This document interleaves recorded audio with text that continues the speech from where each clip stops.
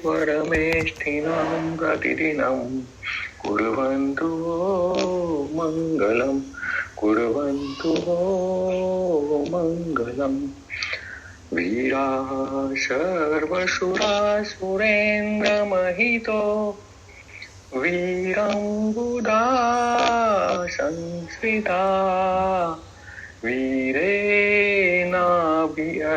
स्वकर्मणि जयो वीराय नित्यं नमो वीरातीर्थमिदं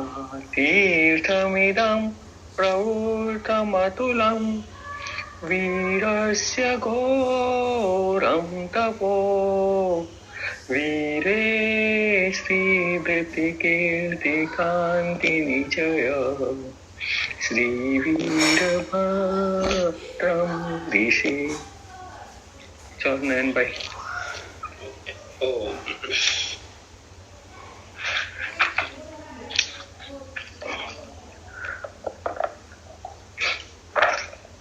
આપણે ગયા 3 સ્વાધ્યાયથી મન ઉપર વાત કરી, મન વિશે વાત કરી. પહેલા સ્વાધ્યાયમાં આપણે જાણ્યું કે મન શું છે, કે મન એ અંતઃકરણ છે, મન એ પૂતગલ છે, સૂક્ષ્મ છે, અરૂપી છે, દેખાતું નથી, અદ્રશ્ય છે. અને આ મનની 4 પર્યાયો આપણે જાણી કે મન, બુદ્ધિ, ચિત્ત અને અહંકાર. એટલે જીવ મન, બુદ્ધિ, ચિત્ત ને અહંકાર થી ઉપર ઉઠે તો આત્માનો અનુભવ કરી શકે. પછી મનના 4 પ્રકાર જાણ્યા કે મન કેવા કેવા હોય છે. જાગૃત મન હોય, અર્ધ જાગૃત મન હોય, સુષુપ્ત મન હોય અને સંપૂર્ણ જાગૃત મન. આ આપણે પહેલા સ્વાધ્યાયમાં સાંભળ્યું.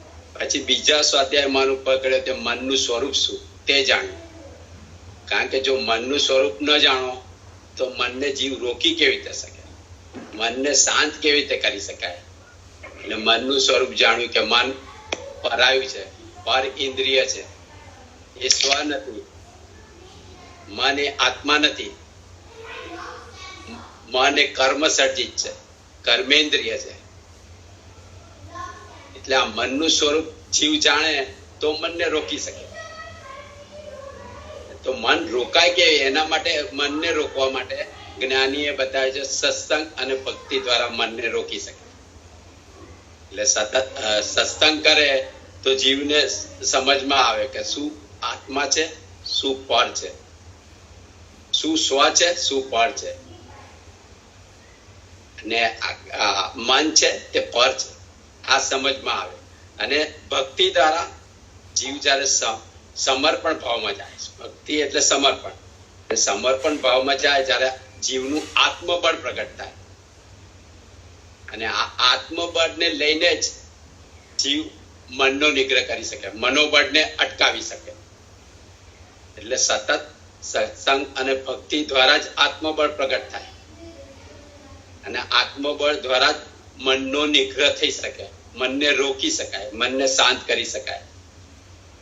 કારણ કે મનને શાંત કર્યા વગર તો જીવ સંસારમાં પણ સુખી ના થઈ શકે ને અધ્યાત્મમાં પણ આગળ વધી ના શકે.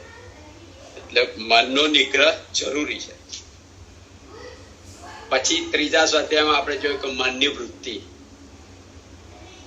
વૃત્તિ એટલે વલણ, કે મનનું વલણ કેવું છે, શું છે. મનની દાનત, મનની ઈચ્છા, મનની મરજી, આ બધા મનની વૃત્તિ કહેવાય.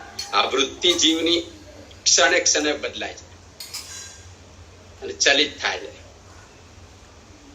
એટલે ચલાયમાન છે. અને આ વૃત્તિ એ નિમિત્તને આધીન છે. એટલે જીવ નિમિત્તને આધીન છે અને આ નિમિત્તને લઈને વૃત્તિઓ બદલાય છે. એટલે જીવે એવા નિમિત્તથી દૂર રહેવું જોઈએ કે જેમાં એને હર્ષના પરિણામ થાય કે શોકના પરિણામ થાય. આને લઈને જીવની વૃત્તિઓ ચલિત થાય છે અને જીવની વૃત્તિ ચલાયમાન થાય. અને આ વૃત્તિને લઈને જીવ પરમાર્થ માર્ગમાં સ્થિર ના થઈ શકે. એ આત્માને પામવાની વાત કરે છે કે પોતાના આત્માની નજીક જવું છે, સમ્યક દર્શન પ્રાપ્ત કરવું છે. તો આ ચલિત વૃત્તિને લઈને જીવ સમ્યક દર્શન પ્રાપ્ત ન કરી શકે. આ ચલિત વૃત્તિને લઈને અનેક અંતરાઓ જીવનમાં આવે. એટલે જીવે અને આ વૃત્તિઓને લઈને જ કસાય ઉભા થાય. કસાય પરિણામ છે જીવને રાગ, દ્વેષ, ક્રોધ, માન, માયા, લોભ આ વૃત્તિઓને લઈને જ થાય છે. અને એને લઈને નવા નવા કર્મો બંધ થાય છે. પણ આ વૃત્તિ ઊભી ક્યાંથી થાય છે? તો કે જીવના અનંત કાળના સંસ્કાર છે. જીવ અનંત કાળથી આ લોકમાં ત્રણેય લોકમાં ફરે છે જીવ, અને અનંત જન્મો લીધા છે. અને અનંત જન્મોના તેને અનંત કાળના સંસ્કારો અંદર પડ્યા છે, રાગ, દ્વેષ સહિત બધી ટાઈપના. અને આ સંસ્કારોને લઈને વૃત્તિ જાગૃત થાય છે, વૃત્તિ ઉત્પન્ન થાય છે. અને આ વૃત્તિ બહારના નવી વૃત્તિઓ જે બહારના અનંત પદાર્થો સાથે જોડાયેલી છે.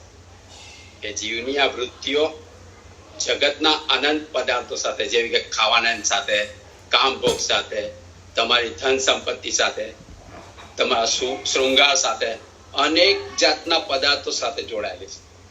એટલે જીવ જો આ પદાર્થનું જીવને તુચ્છપણું ભાષ્યમાન થાય, જણાય, તુચ્છપણું એટલે વર્થલેસ, તો જીવની વૃત્તિઓ શાંત થઈ શકે. એટલે તુચ્છપણું કોની કમ્પેરમાં? તો કે આત્માની આગળ આ વસ્તુઓનું તુચ્છપણું સમજાય જીવને, કે આ વસ્તુની કોઈ જ કિંમત નથી આત્મા આગળ. તો જીવની વૃત્તિઓ શાંત થઈ શકે. એટલે વૃત્તિના બે પ્રકાર, કે બાહ્ય વૃત્તિ થાય ને અંતર્વૃત્તિ થાય. એટલે બહાર જે ઉઠે છે વૃત્તિઓ એને આત્મા તરફ લઈ જવાની છે, એને અંતર્વૃત્તિ કહેવાય. એટલે આત્માનો ઉપયોગ જે બહાર જુદા જુદા પદાર્થોમાં કરે છે તેને બાહ્ય વૃત્તિ કહેવાય. અને આત્માનો ઉપયોગ જ્યારે આત્મા તરફ જાય તો એ અંતર્વૃત્તિ થાય. કારણ કે ઉપયોગ એ આત્માનું લક્ષણ છે. મન એ આત્માનો ઉપયોગ યુઝ કરે છે અને આ બધું જ કરાવે છે. બાકી મન જડ છે, આપણે જોયું મન જડ છે, કર્મનું સર્જન છે, પણ કરાવે છે આ બધું મન જ, પણ આત્માનો ઉપયોગ લઈને કરે છે. એટલે ઉપયોગ જો બહાર તરફ હોય તો બાહ્ય વૃત્તિ કહેવાય, એનો ઉપયોગ આંતર તરફ જાય, અંદર તરફ આત્મા તરફ હોય તો આંતરવૃત્તિ. એટલે જીવ જો બાહ્ય વૃત્તિથી આંતર તરફ જાય, બાહ્ય વૃત્તિને આંતરવૃત્તિ તરફ કરે, વાળી શકે, તો તેનું વૃત્તિઓ શાંત થાય, જીવનું મન શાંત થાય. એટલે આના માટે સાધના એ છે કે સત્સમાગમ કરવો જરૂરી છે. સત્સમાગમથી જીવ સદાચાર તરફ વહે, સદાચાર તરફ જીવનું પ્રયાણ ચાલુ થાય. અને આ સદાચાર સહિત જીવ જ્યારે આ બાહ્ય પદાર્થોની તુચ્છતા સમજે, બાહ્ય પદાર્થોની તુચ્છતા એને સમજાય કે આત્માની આગળ આની કોઈ જ કિંમત નથી, અને સદાચાર તરફ હોય તો જીવની બાહ્ય વૃત્તિ અંતર્વૃત્તિ તરફ ઢળે, અને તો આ વૃત્તિઓ શાંત થાય જીવની. કારણ કે વૃત્તિ શાંત ના થાય તો જીવ પરમાત્મામાં આગળ વધી ના શકે. પણ આ જીવની આ બાહ્ય વૃત્તિ તો શાંત થાય, પણ અંદર જે અનાદિની વૃત્તિઓ પડી જાય તો તેને કેવી રીતે શાંત કરવી? અનાદિની વૃત્તિ એટલે અનાદિના સંસ્કાર અંદર પડેલા છે. જેટલા જન્મમાં જીવ ગયો ત્યાંથી સંસ્કાર લઈને આવ્યા છે. એટલે આ જે આ બધી કુટેવો, ટેવો, લત જે જીવને પડી છે એ બધી અનંતની છે. અને આ અનાદિની વૃત્તિ જીવને વિચાર નથી કરવા દેતી. જીવને લાગણી થાય અને તરત વર્તનમાં આવી જાય. એટલે વિચારને ત્યાં સ્થાન જ નથી. એટલે આવી અનાદિની વૃત્તિઓને કાઢવી કેવી રીતે? તો કે એના માટે અંતર્મુક્તાની સાધના બતાવી છે, કે એમાં અંતર્મુખ થવું પડે. પહેલા જે બહિર્વૃત્તિઓ છે તેને અંતર્મુક્તા તરફ વાળવાની છે જીવે, અને પછી સત્સંગ દ્વારા કે જ્ઞાન પ્રગટ કરવાનું છે. જ્ઞાન જિજ્ઞાસા દ્વારા, એ જ્ઞાનથી જીવની વિચાર દશા ઉત્પન્ન થાય. કારણ કે આ જ્ઞાન બળ જિજ્ઞાસા હશે તો જ જીવને જાણવાનું મન થશે, અને જિજ્ઞાસા બળ પ્રગટે તો વિચાર દશા આવે, અને વિચાર દશા આવે તો વૈરાગ્ય દશા આવે. વિચાર જીવ કરે તો જ વૈરાગ્યતા આવે. વૈરાગ્યતા એટલે અનાસક્ત ભાવ. કીધું દીક્ષા લેવાનું નથી, પણ અનાસક્ત ભાવ. જગતની જે ચીજો છે એના પ્રત્યેની જે આસક્તિ છે, અટેચમેન્ટ, એનાથી ધીરે ધીરે દૂર થાય જીવ. એટલે જિજ્ઞાસાથી જિજ્ઞાસા બળ હોય તો જ્ઞાન જીવ પ્રાપ્ત કરી શકાય. અને આ જ્ઞાનથી જ જીવને વિનય આવે. કારણ કે જ્યાં સુધી જીવ વિનય ના થાય, વિનય આપણે જોયો ને કે આભ્યંતર તપ છે વિનય. કે વિનય એટલે શું? કે વિનય એટલે સ્વદોષનું નિરીક્ષણ કરવું, પોતાના દોષોને જોવા અને બીજાના ગુણો જોવા. તો જીવમાં નમ્રતા આવે અને બીજાને સ્વીકારી શકે જીવ. કારણ કે આ વૃત્તિઓ થાય છે કઈ રીતે? કે જીવ નવરો બેઠો બેઠો સંકલ્પ વિકલ્પ કર્યા કરે, બીજું પોતાની જીત મોટી કરે કે પોતે મોટો છે દુનિયાની, એવું જ બતાવવાની કોશિશ કરતો હોય છે આ જીવ. એ અનાદિના એના સંસ્કાર છે. અને જીવ ત્રીજું કે પરદોષ નિરીક્ષણ, કે બીજાના જ દોષો જોતો હોય છે, પોતાના દોષો એ નાના કરતો. પોતાના દોષ તરફ માણસ જુએ જ નહીં તો આ અંદરના સંસ્કાર કોઈ દિવસ જાય નહીં. અને એના માટે અંદરના સંસ્કાર કાઢવા માટે વિચાર દશા પ્રગટ કરવી પડે. અને જ્યારે વિચાર દશા પ્રગટ થાય જીવની, તો વિચાર દશા અંદરના દોષ જાય કેવી? તો વિચાર દશામાં જીવે સાક્ષી ભાવ ઉત્પન્ન કરવો પડે. કે જ્યારે જીવને વિચાર દશા જન્મે અંદરથી, પોતે નવરો બેઠો બેઠો પોતાના વિશે વિચારે. જીવ પોતાની સાથે વાત કરવા તૈયાર નથી. જો જીવ પોતાની સાથે વિચારે, પોતાના ખરાબ ઉઠતી ટેવો જો એના વિશે જીવ વિચારે ને જુએ કે મને કેમ આવું થાય છે, સાક્ષી ભાવે રાગ દ્વેષ વગર જીવ જોએ, તો આ વિચારથી આ વૃત્તિનું મરણ થાય છે. જીવોના દોષોનું મરણ થાય છે. તો જ આ વૃત્તિઓ જાય. એને જ્ઞાતા દ્રષ્ટા પ્રણે જોવાનું છે, આત્મબળ પ્રગટ કરીને.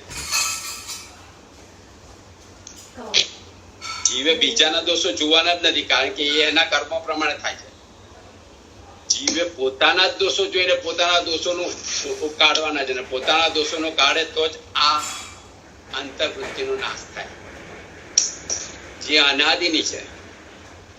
અને જીવ જેને જોવા જ નથી માંગતો, એના પર વિચારવા નથી માંગતો, અને જ્યાં સુધી આ વૃત્તિ શાંત ના થાય ત્યાં સુધી જીવ પરમાત્મામાં આગળ વધી ના શકે અને સમ્યક દર્શન થઈ જ ના શકે. એટલે આજનો આપણો સ્વાધ્યાય છે મનની ચંચળતા ઉપર. કે આ મનનો સ્વભાવ આપણે જોયો હતો કે મનનો સ્વભાવ, મન ચંચળ છે અને માયાવી છે. એટલે ચંચળ એટલે તમને સ્થિર થવા જ ના દે, તમને ક્યાંય ટકવા ના દે મન. અને આ મન માયાવી છે એટલે તમને કશું સમજવા પણ ના દે. સાચું છે આપણું જ પણ સમજવા ન દે. એટલે આ મનની ચંચળતા વિશે આજે આપણે વાત કરી હતી. અને તેના આ મનની ચંચળતા ઉપર જે આનંદગંજી મહારાજ છે, આનંદગંજી મહારાજ આપણે પહેલા વાત કરી હતી. આનંદગંજી મહારાજે જે આનંદગંજ 24 લખી છે, એટલે 24 તીર્થંકર ભગવાનના સ્થાવનો લખ્યા છે. એમાંથી 17માં તીર્થંકર કુંથુનાથ સ્વામી ઉપર એમને આ સ્થાવન બનાવ્યું છે. અને આ સ્થાવનમાં તેમને આ મનની ચંચળતા વિશે વાત કરી છે કે મનના કેવા કેવા પ્રકારની ચંચળતા છે મનમાં. તો આજે એના પર આપણે વિચાર કરીએ. એમને આનંદગંજી મહારાજે મેઇન તો શાંતિની વાત કરી છે. પણ જીવને શાંતિ મળે ક્યારે? જો મનની જ્યાં સુધી ચંચળતા છે ત્યાં સુધી જીવને શાંતિ મળી ના શકે. મન સ્થિર થાય તો જ જીવને શાંતિ મળે. અને આ જ વાત ગીતાના 6થા અધ્યાયમાં ભગવાન શ્રી કૃષ્ણ અર્જુનને યોગની વાત કરી. યોગ એટલે મન વચન કાયાની સ્થિરતા. ત્યારે અર્જુને ભગવાનને કીધું કે હે કૃષ્ણ, મન ચંચળ છે તેટલું જ નહીં, પણ આ મન મસ્તાનું છે, બળવાન છે ને જિદ્દી છે. મસ્તાનું એટલે મનમોજી, તેને ફાવે તેમ જ કરે છે. અને આ જીવને નચાવે છે, પોતાની મસ્તીમાં જીવવા વાળું અને શક્તિશાળી, કંટ્રોલમાં ના આવી શકે એવું, અને જીદ્દી છે, એટલે દ્રઢ છે. એટલે આ મનને કે કાબુમાં રાખવું તે વાયુને કાબુમાં રાખવા જેટલું મુશ્કેલ છે. એટલે કે હવાને જેટલી કાબુમાં રાખવી મુશ્કેલ છે એટલું જ આ મનને કાબુમાં રાખવું મુશ્કેલ છે. તો શ્રી કૃષ્ણએ અર્જુનને કીધું કે તારી વાત સાચી છે અર્જુન, પણ તેમ છતાં પણ કે અંતરનો વૈરાગ્ય તમે પ્રગટ કરો. અંતરનો વૈરાગ્ય એટલે અનાસક્તિ ભાવ અંદરથી, અને સતત અભ્યાસ, મનને કંટ્રોલ કરવાનો સતત અભ્યાસ કરો તો આ મન કે વશ કરી શકાય છે.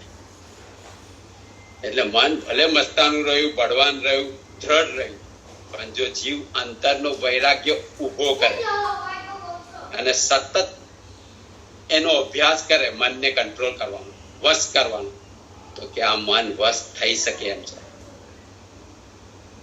એટલે આપણે આ સ્તવન પરની વાત કરીએ કે સ્તવનમાં શું કીધું છે કે મનની ચંચળતા કયા કયા પ્રકારની છે તે આપણે જોઈએ. તો એમાં પહેલી ગાથામાં કહે છે કે મનડું કી મહિન બાજે હો કુંથુજીન, મનડું કી મહિન બાજે, જીમ જીમ જતન કરીને રાખું, તીમ તીમ અલગુ બાજે કુંથુજીન, મનડું કી મહિન બાજે. એટલે હે કુંથુનાથ ભગવાન, એ કુંથુજીને સર કે મારું મન કે એકાગ્ર કેમ નથી થતું, હું જેમ જેમ પ્રયત્ન કરીને એના તારામાં સ્થિર કરવાની કોશિશ કરું છું તેમ તેમ એ દૂર જ થતું જાય છે, કે અડગું થતું જાય છે. એટલે મન કે એકાગ્ર કેમ નથી થતું? આ પહેલી ગાથામાં એ કહે છે કારણ કે પ્રભુનું ધ્યાન કરવું હોય તો મનની ભૂમિકા તો મુખ્ય છે. મન વગર ધ્યાન થઈ ના શકે, અને મનની સ્થિરતા વગર ધ્યાન ના થઈ શકે. અને દરેક કોઈ પણ પ્રકારના ધ્યાન, મનની જો સ્થિરતા કે એકાગ્રતા ના હોય તો ધ્યાન થઈ ના શકે. પણ આ મન એક ક્ષણ માટે પણ વિચારહીન દશામાં રહી શકતું નથી. આ મનને તમે એક ક્ષણ માટે નવરું મૂકો તો આ મન કા ભૂતકાળના વિચારમાં જતું રહે, કા ભવિષ્યની કલ્પનાઓમાં જતું રહે. એટલે મન સ્થિર રાખવું બહુ જ મુશ્કેલ છે. અને આ જ મનથી જીવના કર્મો બંધ પણ થાય છે, અને આ જ મનથી જીવ મોક્ષ પણ પામી શકે.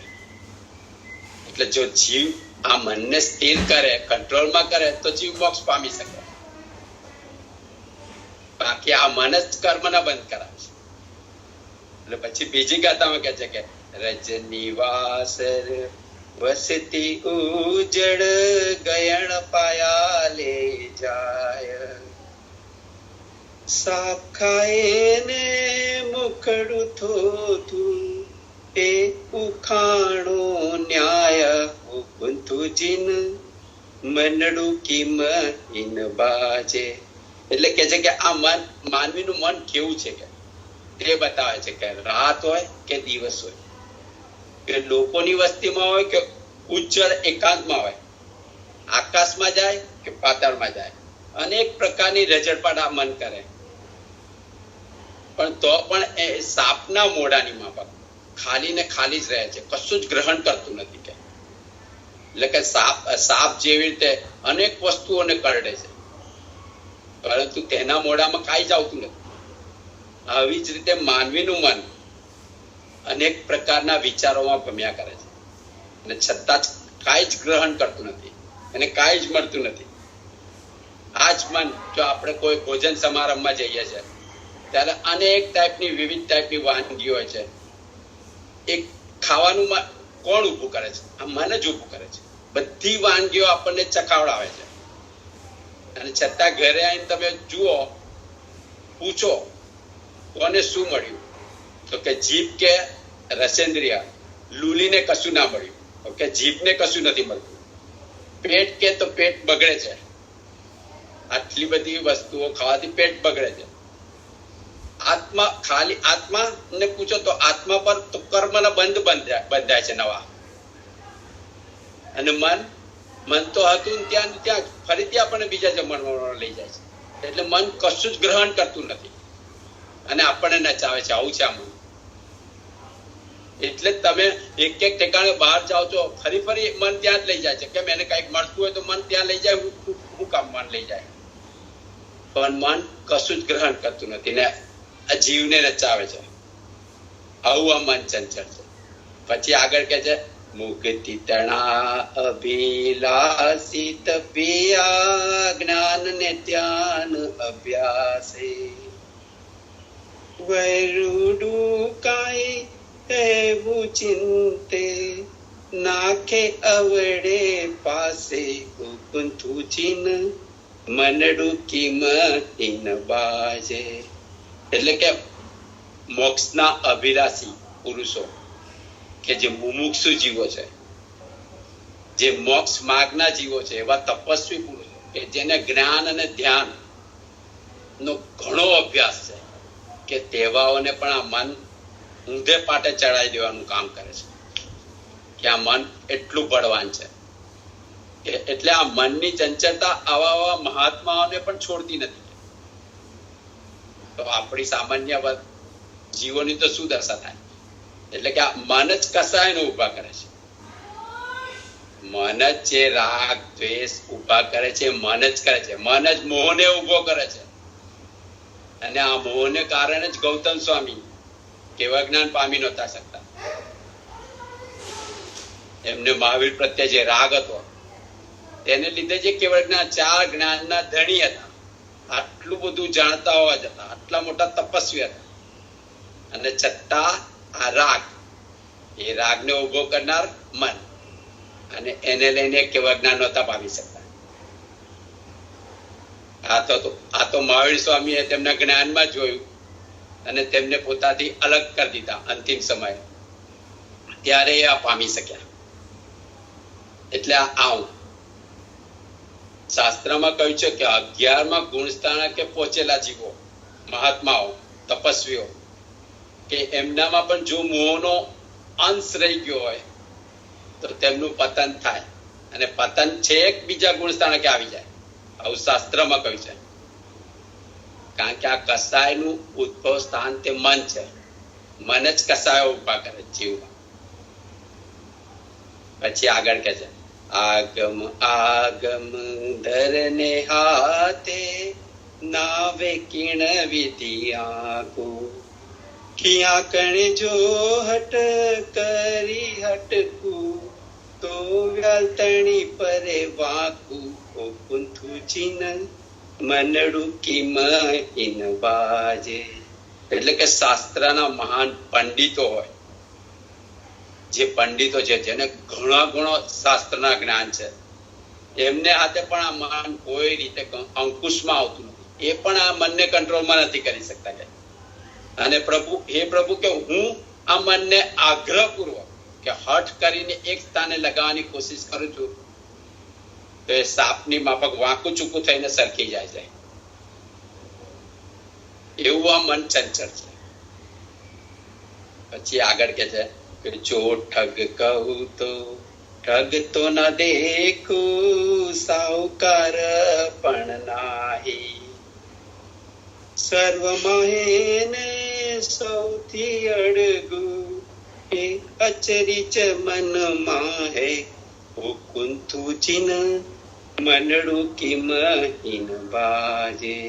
એટલે કે આ મન, આપણે જોયું કે મન અમૂર્ત છે ભૂતકાળ, પણ સૂક્ષ્મ હોવાથી આપણે જોઈ શકતા નથી. અદ્રશ્ય છે આ મન, અને અદ્રશ્ય હોવાથી એ બીજાને ઠગતું હોવા છતાં આપણે તેને ઠગારો કહી શકીએ તેમ નથી. કે એ બીજાને ઠગે છે છતાં આપણે તેને ઠગારો કહી શકીએ એમ નથી. અને એને સાહુકાર છે એમ પણ કહી શકાતું નથી કે સાહુકાર છે. અને આ જ મન બધાની અંદર છે છતાં બધાથી જુદું છે.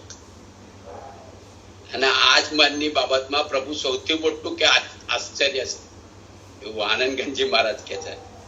એટલે આ મન દરેક, આપણે આગળ જોયું કે આ મન દરેક કસાયનું ઉદ્ભવ સ્થાન છે. કે કસાયો તેમાંથી જ ઉત્પન્ન થાય છે. પણ આ મન પોતાનું કામ ઇન્દ્રિયોની મારફત કરાવે છે. આપણી પાંચેય ઇન્દ્રિયો થ્રુ આ મન કામ કરાવે છે. અને આ મન કાયમ અદ્રશ્ય રહે છે. તેની પાછળ છુપાયેલું મન જ છે. મનને લઈને જ પાંચ ઇન્દ્રિયો કામ કરે છે. બાકી ઇન્દ્રિયોનું કામ ખાલી જોવા જાણવાનું એ સાંભળવાનું એ જ છે. પણ આ મન જ આપણી ઇન્દ્રિયો પાસે કામ કરાવે છે અને તે અદ્રશ્ય રહે છે. અને તેને લઈને જ કોઈ પણ માનવીનો મનોવ્યાપાર પકડાતો નથી. કોઈના મનમાં શું ચાલતું એ આપણે જાણી શકતા નથી. એટલે આવી કે આશ્ચર્યજનક ઘટના છે કે મન બધામાં રહીને બધું જ કામ કરાવે છે. કામ મન જ કરાવે છે અને છતાં પોતે અલિપ્ત હોય તેવો દેખાવ કરી શકે છે. આવું આ ચાલાક અને માયાવી મન છે કે કરે છે બધું જ મન અને છતાંય પોતે અલિપ્ત હોય એવો દેખાવ કરે છે. પછી આગળ કે છે કે જે કહું તે કાનન ધારે આપમતે રહે કાલો સુર નર પંડિત જન સમજાવે સમજે ના મારો સાલો કુંતુચિન મનડું કિમહિન બાજે. એટલે કે આ મનને હું ઘણું સમજાવું છું પણ મારી વાત આ મન કાને ધરતું નથી અને પોતાની જ રીતે ચાલે છે. પોતાની મન મસ્તી રીતે ચાલે છે. મારું કાંઈ જ સાંભળતું નથી અને કાલો થઈને એટલે સ્ટુપિડ થઈને એ કામ કર્યા કરે છે અને પછી કૂટાય છે કે મોટા મોટા પંડિતો અને મહાનુભાવો ગમે તેટલું સમજાવે પણ કે સાલો સમજતો નથી. કે આનંદ ગંજી મહારાજ લખે છે કે આવું મન છે, આવું બળવાન મન છે. પછી કે મેં જાણ્યું એ લિંગ નપુંસક સકલ મરદ ને તેલે બીજી વાતે સમર્થ છે નર એને કોઈ ન જેલે તુજીન મનડું કિમહિન બાજે. કે આ મનની જાતિ નપુંસક છે. એ નથી નર જાતિનું નથી નારી જાતિનું. પણ આ નપુંસક મન કે મોટા મોટા મરદોને પણ હંફાવે છે. એટલે કે દરેક રીતે સમર્થ પુરુષ હોય કે શક્તિશાળી હોય કે સત્તાધારી હોય કે ધનવાન હોય કે બુદ્ધિશાળી હોય પણ આ મનને આવા પુરુષો પણ ઝીલી શકે એમ નથી. આ મન એવું બળવાન છે. પછી આગળ કહે છે કે મન સાધ્યું તેને સઘળું સાધ્યું એ વાત નહીં ખોટી એમ કહે સાધ્યું નવી માનું એ કઈ વાત મોટી કુંતુચિન મનડું કિમહિન બાજે. એટલે કે કહેવાય છે કે આ મન સાધ્યું તેને સઘળું સાધ્યું. આવી કહેવત છે કે મન સાધ્યું હોય તેને સઘળું સાધ્યું છે. એનું મન કંટ્રોલમાં આવી જાય એને બધું જ કંટ્રોલમાં આવી જાય. એટલે કે એ કહેવત ખોટી નથી કે પણ જો કોઈ જીવ મારી પાસે આવીને એવો દાવો કરે કે મેં મારા મનને સાધી લીધું છે તો આ દાવો હું સહેલાઈથી માનવા તૈયાર નથી. એવું આનંદ ગંજી મહારાજ કુંથુનાથ ભગવાનને કહે છે કે આ મનને સાધવું એવું અતિ દુષ્કર છે. એટલે કોઈ જીવ આવીને કહે કે મેં મનને સાધી લીધું છે તો કે હું માનવા ત્યાં તૈયાર નથી પ્રભુ. એટલે પછી આ છેલ્લી ગાથામાં કહે છે કે મનડું દુરાજ્ય દિવસ આણ્યું તે આગમથી મતિયાણ આનંદ ગન પ્રભુ મારું આણું તો સાચું કરી જાણું કુંતુજીન મનડું કિમહિન બાજે. એટલે કે શાસ્ત્રોના વચનથી પ્રભુ હું જાણી શક્યો છું કે આગમ શાસ્ત્રોથી હું જાણી શક્યો છું કે આવા દુરાધ્ય મનને અતિ દુષ્કર મનને કે પ્રભુ તમોએ વશ કર્યું છે, તમે વશ કર્યું છે. પરંતુ મને એવી શક્તિ આપો તો તમોએ જે મનને વશ કર્યું છે તે વાત આત્મા અનુભવથી હું પણ જાણી શકું.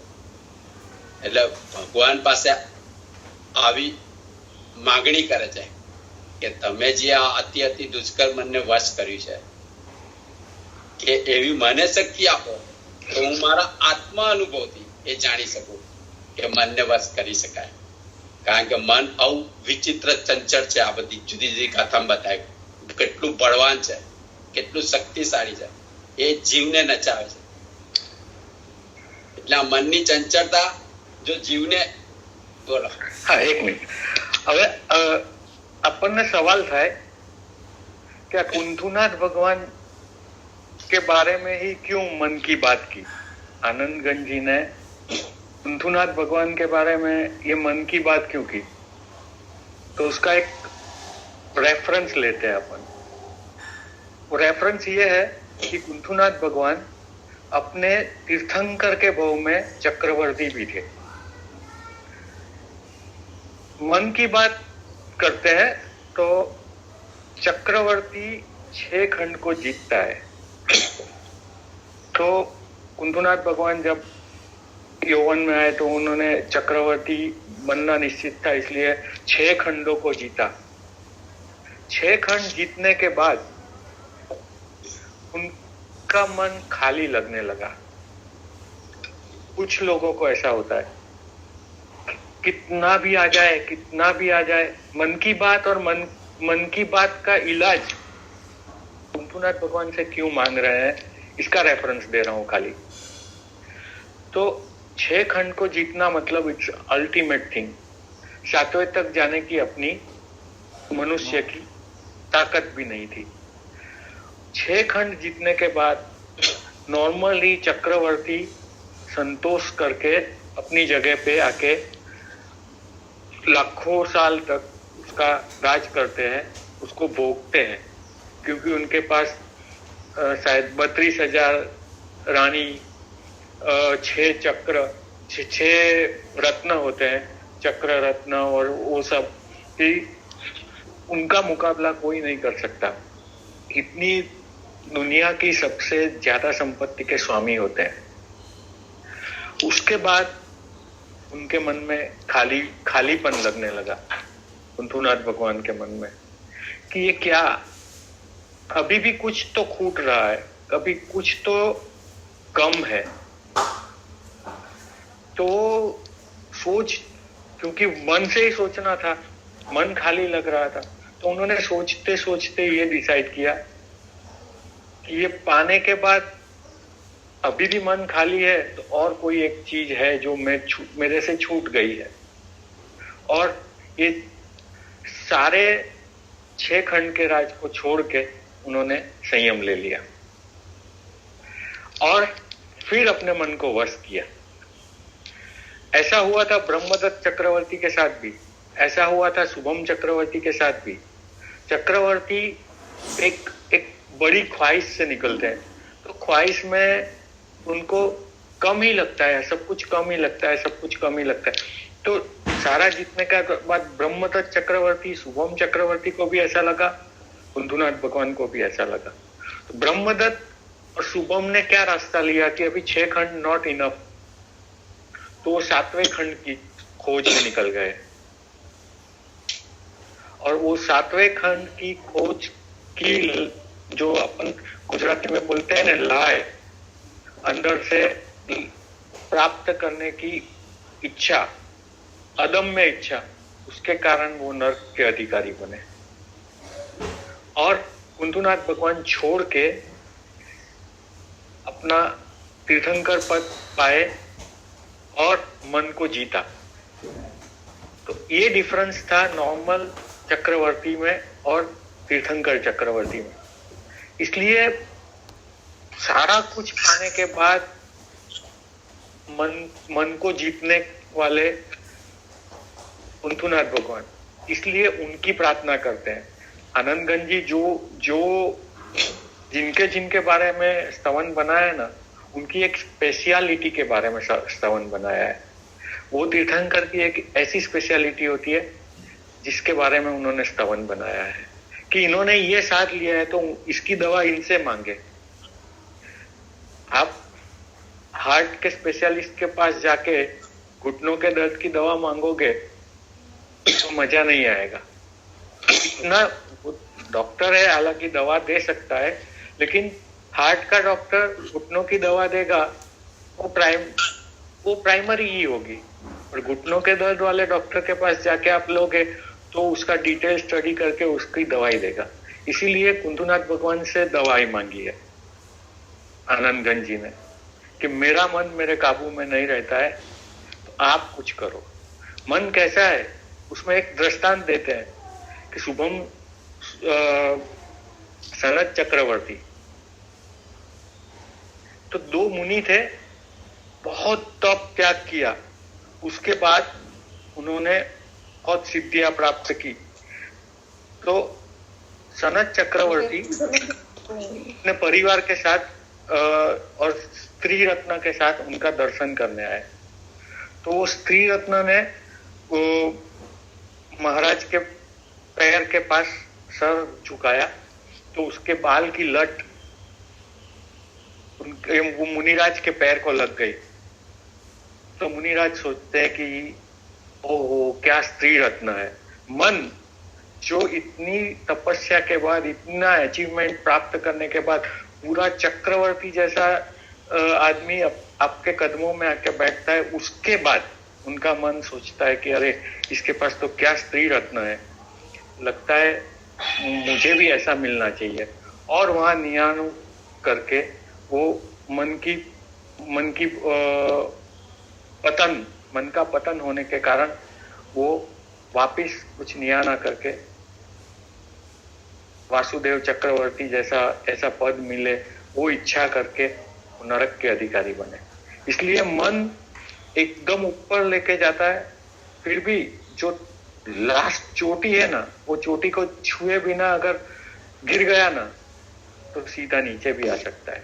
इसलिए मन को समझने की बहुत जरूरत है। और इसके ऊपर अपन ज्यादा स्वाध्याय इसलिए ले रहे हैं नयन भाई भी, कि वो सबसे चंचल चीज है और उसको वश करना सबसे इम्पोर्टेंट है। ओवर टू यू સંદીપભાઈ, ખાલી મારે એક બે ડાઉટ છે. બોલો. સૌથી પહેલા આજે તમે અત્યારે કુંતુનાથ ભગવાન માટે કીધું, તો ઈ તો તીર્થંકર ભાવમાં છે ઓલરેડી, કરેક્ટ? અને જન્મથી એમની પાસે અવધિ જ્ઞાન છે. તો હવે સમજો એમણે ચક્રવર્તી પદ મેળવ્યું, 6 ખંડને જીત્યા પછી તો એમને ખબર જ છે ને કે હું તીર્થંકર થવાનો છું, કે એમને ખબર ના હોય? ખબર હોય જ ને, તીર્થંકર થવાના છે, ખબર હોય તો ખબર હોય તો હું તમને સમજાવું. એક નાટક છે, એમાંથી તમારે એક્ઝિટ ક્યારે કરવાની છે ને એ સૌથી ઇમ્પોર્ટન્ટ છે. સ્ટેજ તમને મળે અને એક્ઝિટ, મન તો હોય જ ને, જ્યાં સુધી છદ્મસ્ત છે ત્યાં સુધી મન તો છે જ. બરાબર.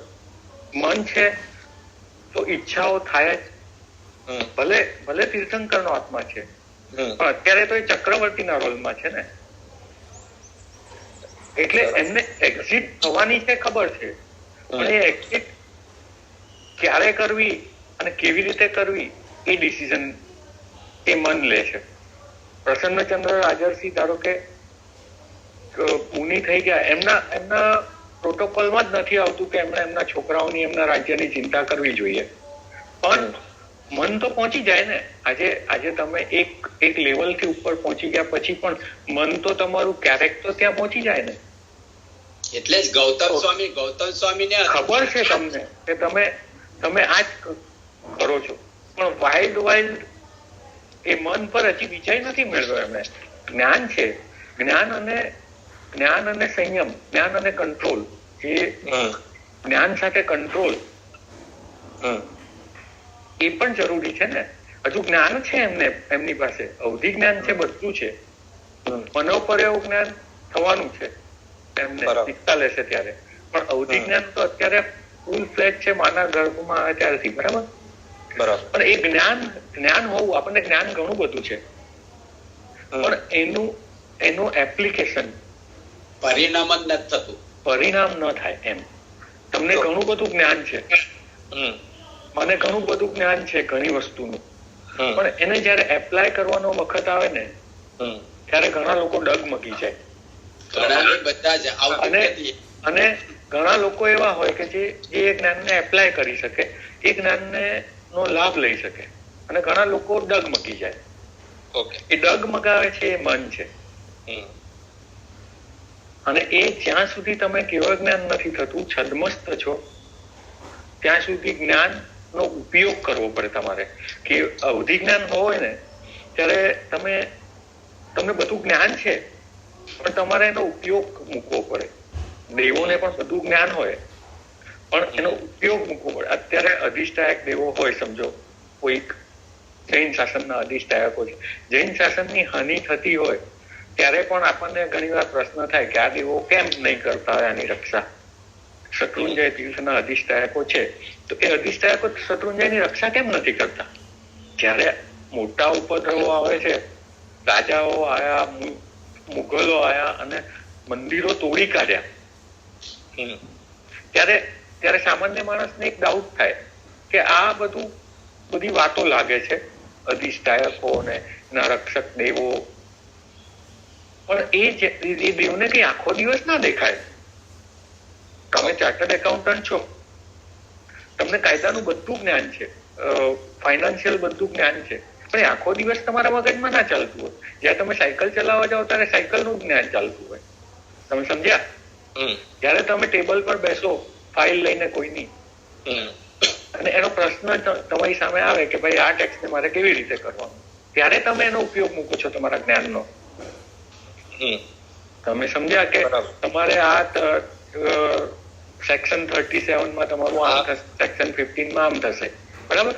એટલે એ જે જ્ઞાન છે ને, એ જ્ઞાનનો ઉપયોગ કરવો પડે છે જ્યાં સુધી ભૌતિક જ્ઞાન લેવલનું જ્ઞાન હોય.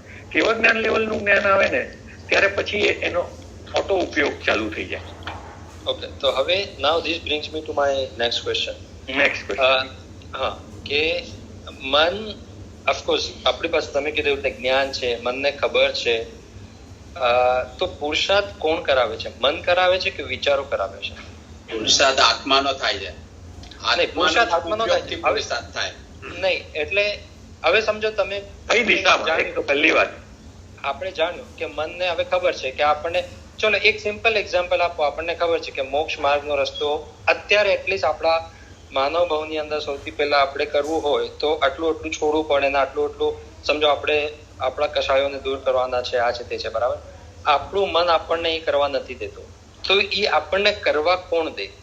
વિચારો કે આપણે પુરુષાર્થ કરીએ કે ચલો હવે આપણે પુરુષાર્થની અંદર કરવાનું છે કે આ નથી કરવું કે વોટેવર એમ, પણ એ આપણને, એટલે હું શું કહેવા માંગુ છું કે વિચારો અને મનમાં શું ડિફરન્સ છે? જો વિચારો છે ને મન જ કરે છે.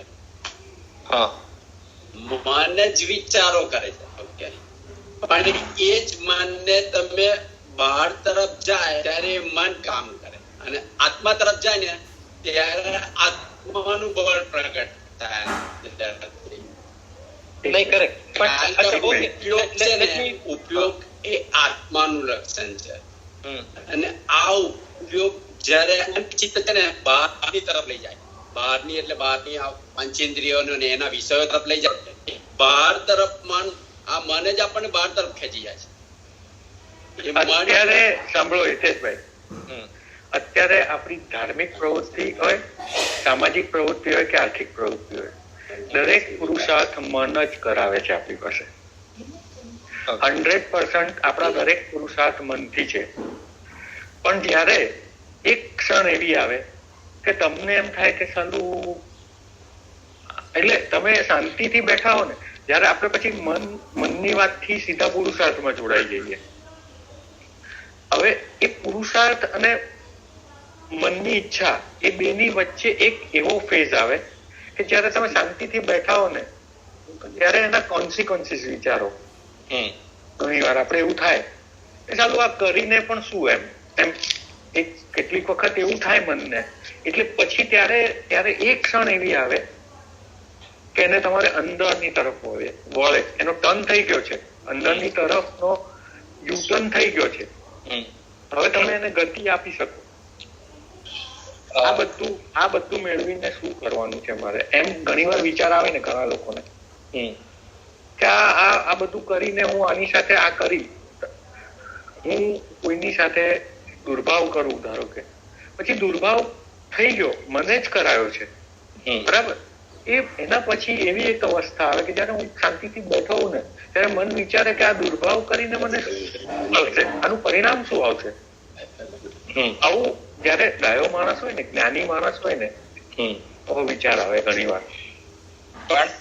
એક ક્ષણે ટર્ન મારે ને. એક જ સેકન્ડ, આ પોઈન્ટ ઉપર મારે એ જ જાણવું હતું કે જયારે આવા વિચારો આવે, જયારે આપણે એ પણ મન કરાવે નહીં, એ મન કરાવે, કરેક્ટ, પણ જયારે આપણે વિચારો કરીએ ને તો that means it's not natural.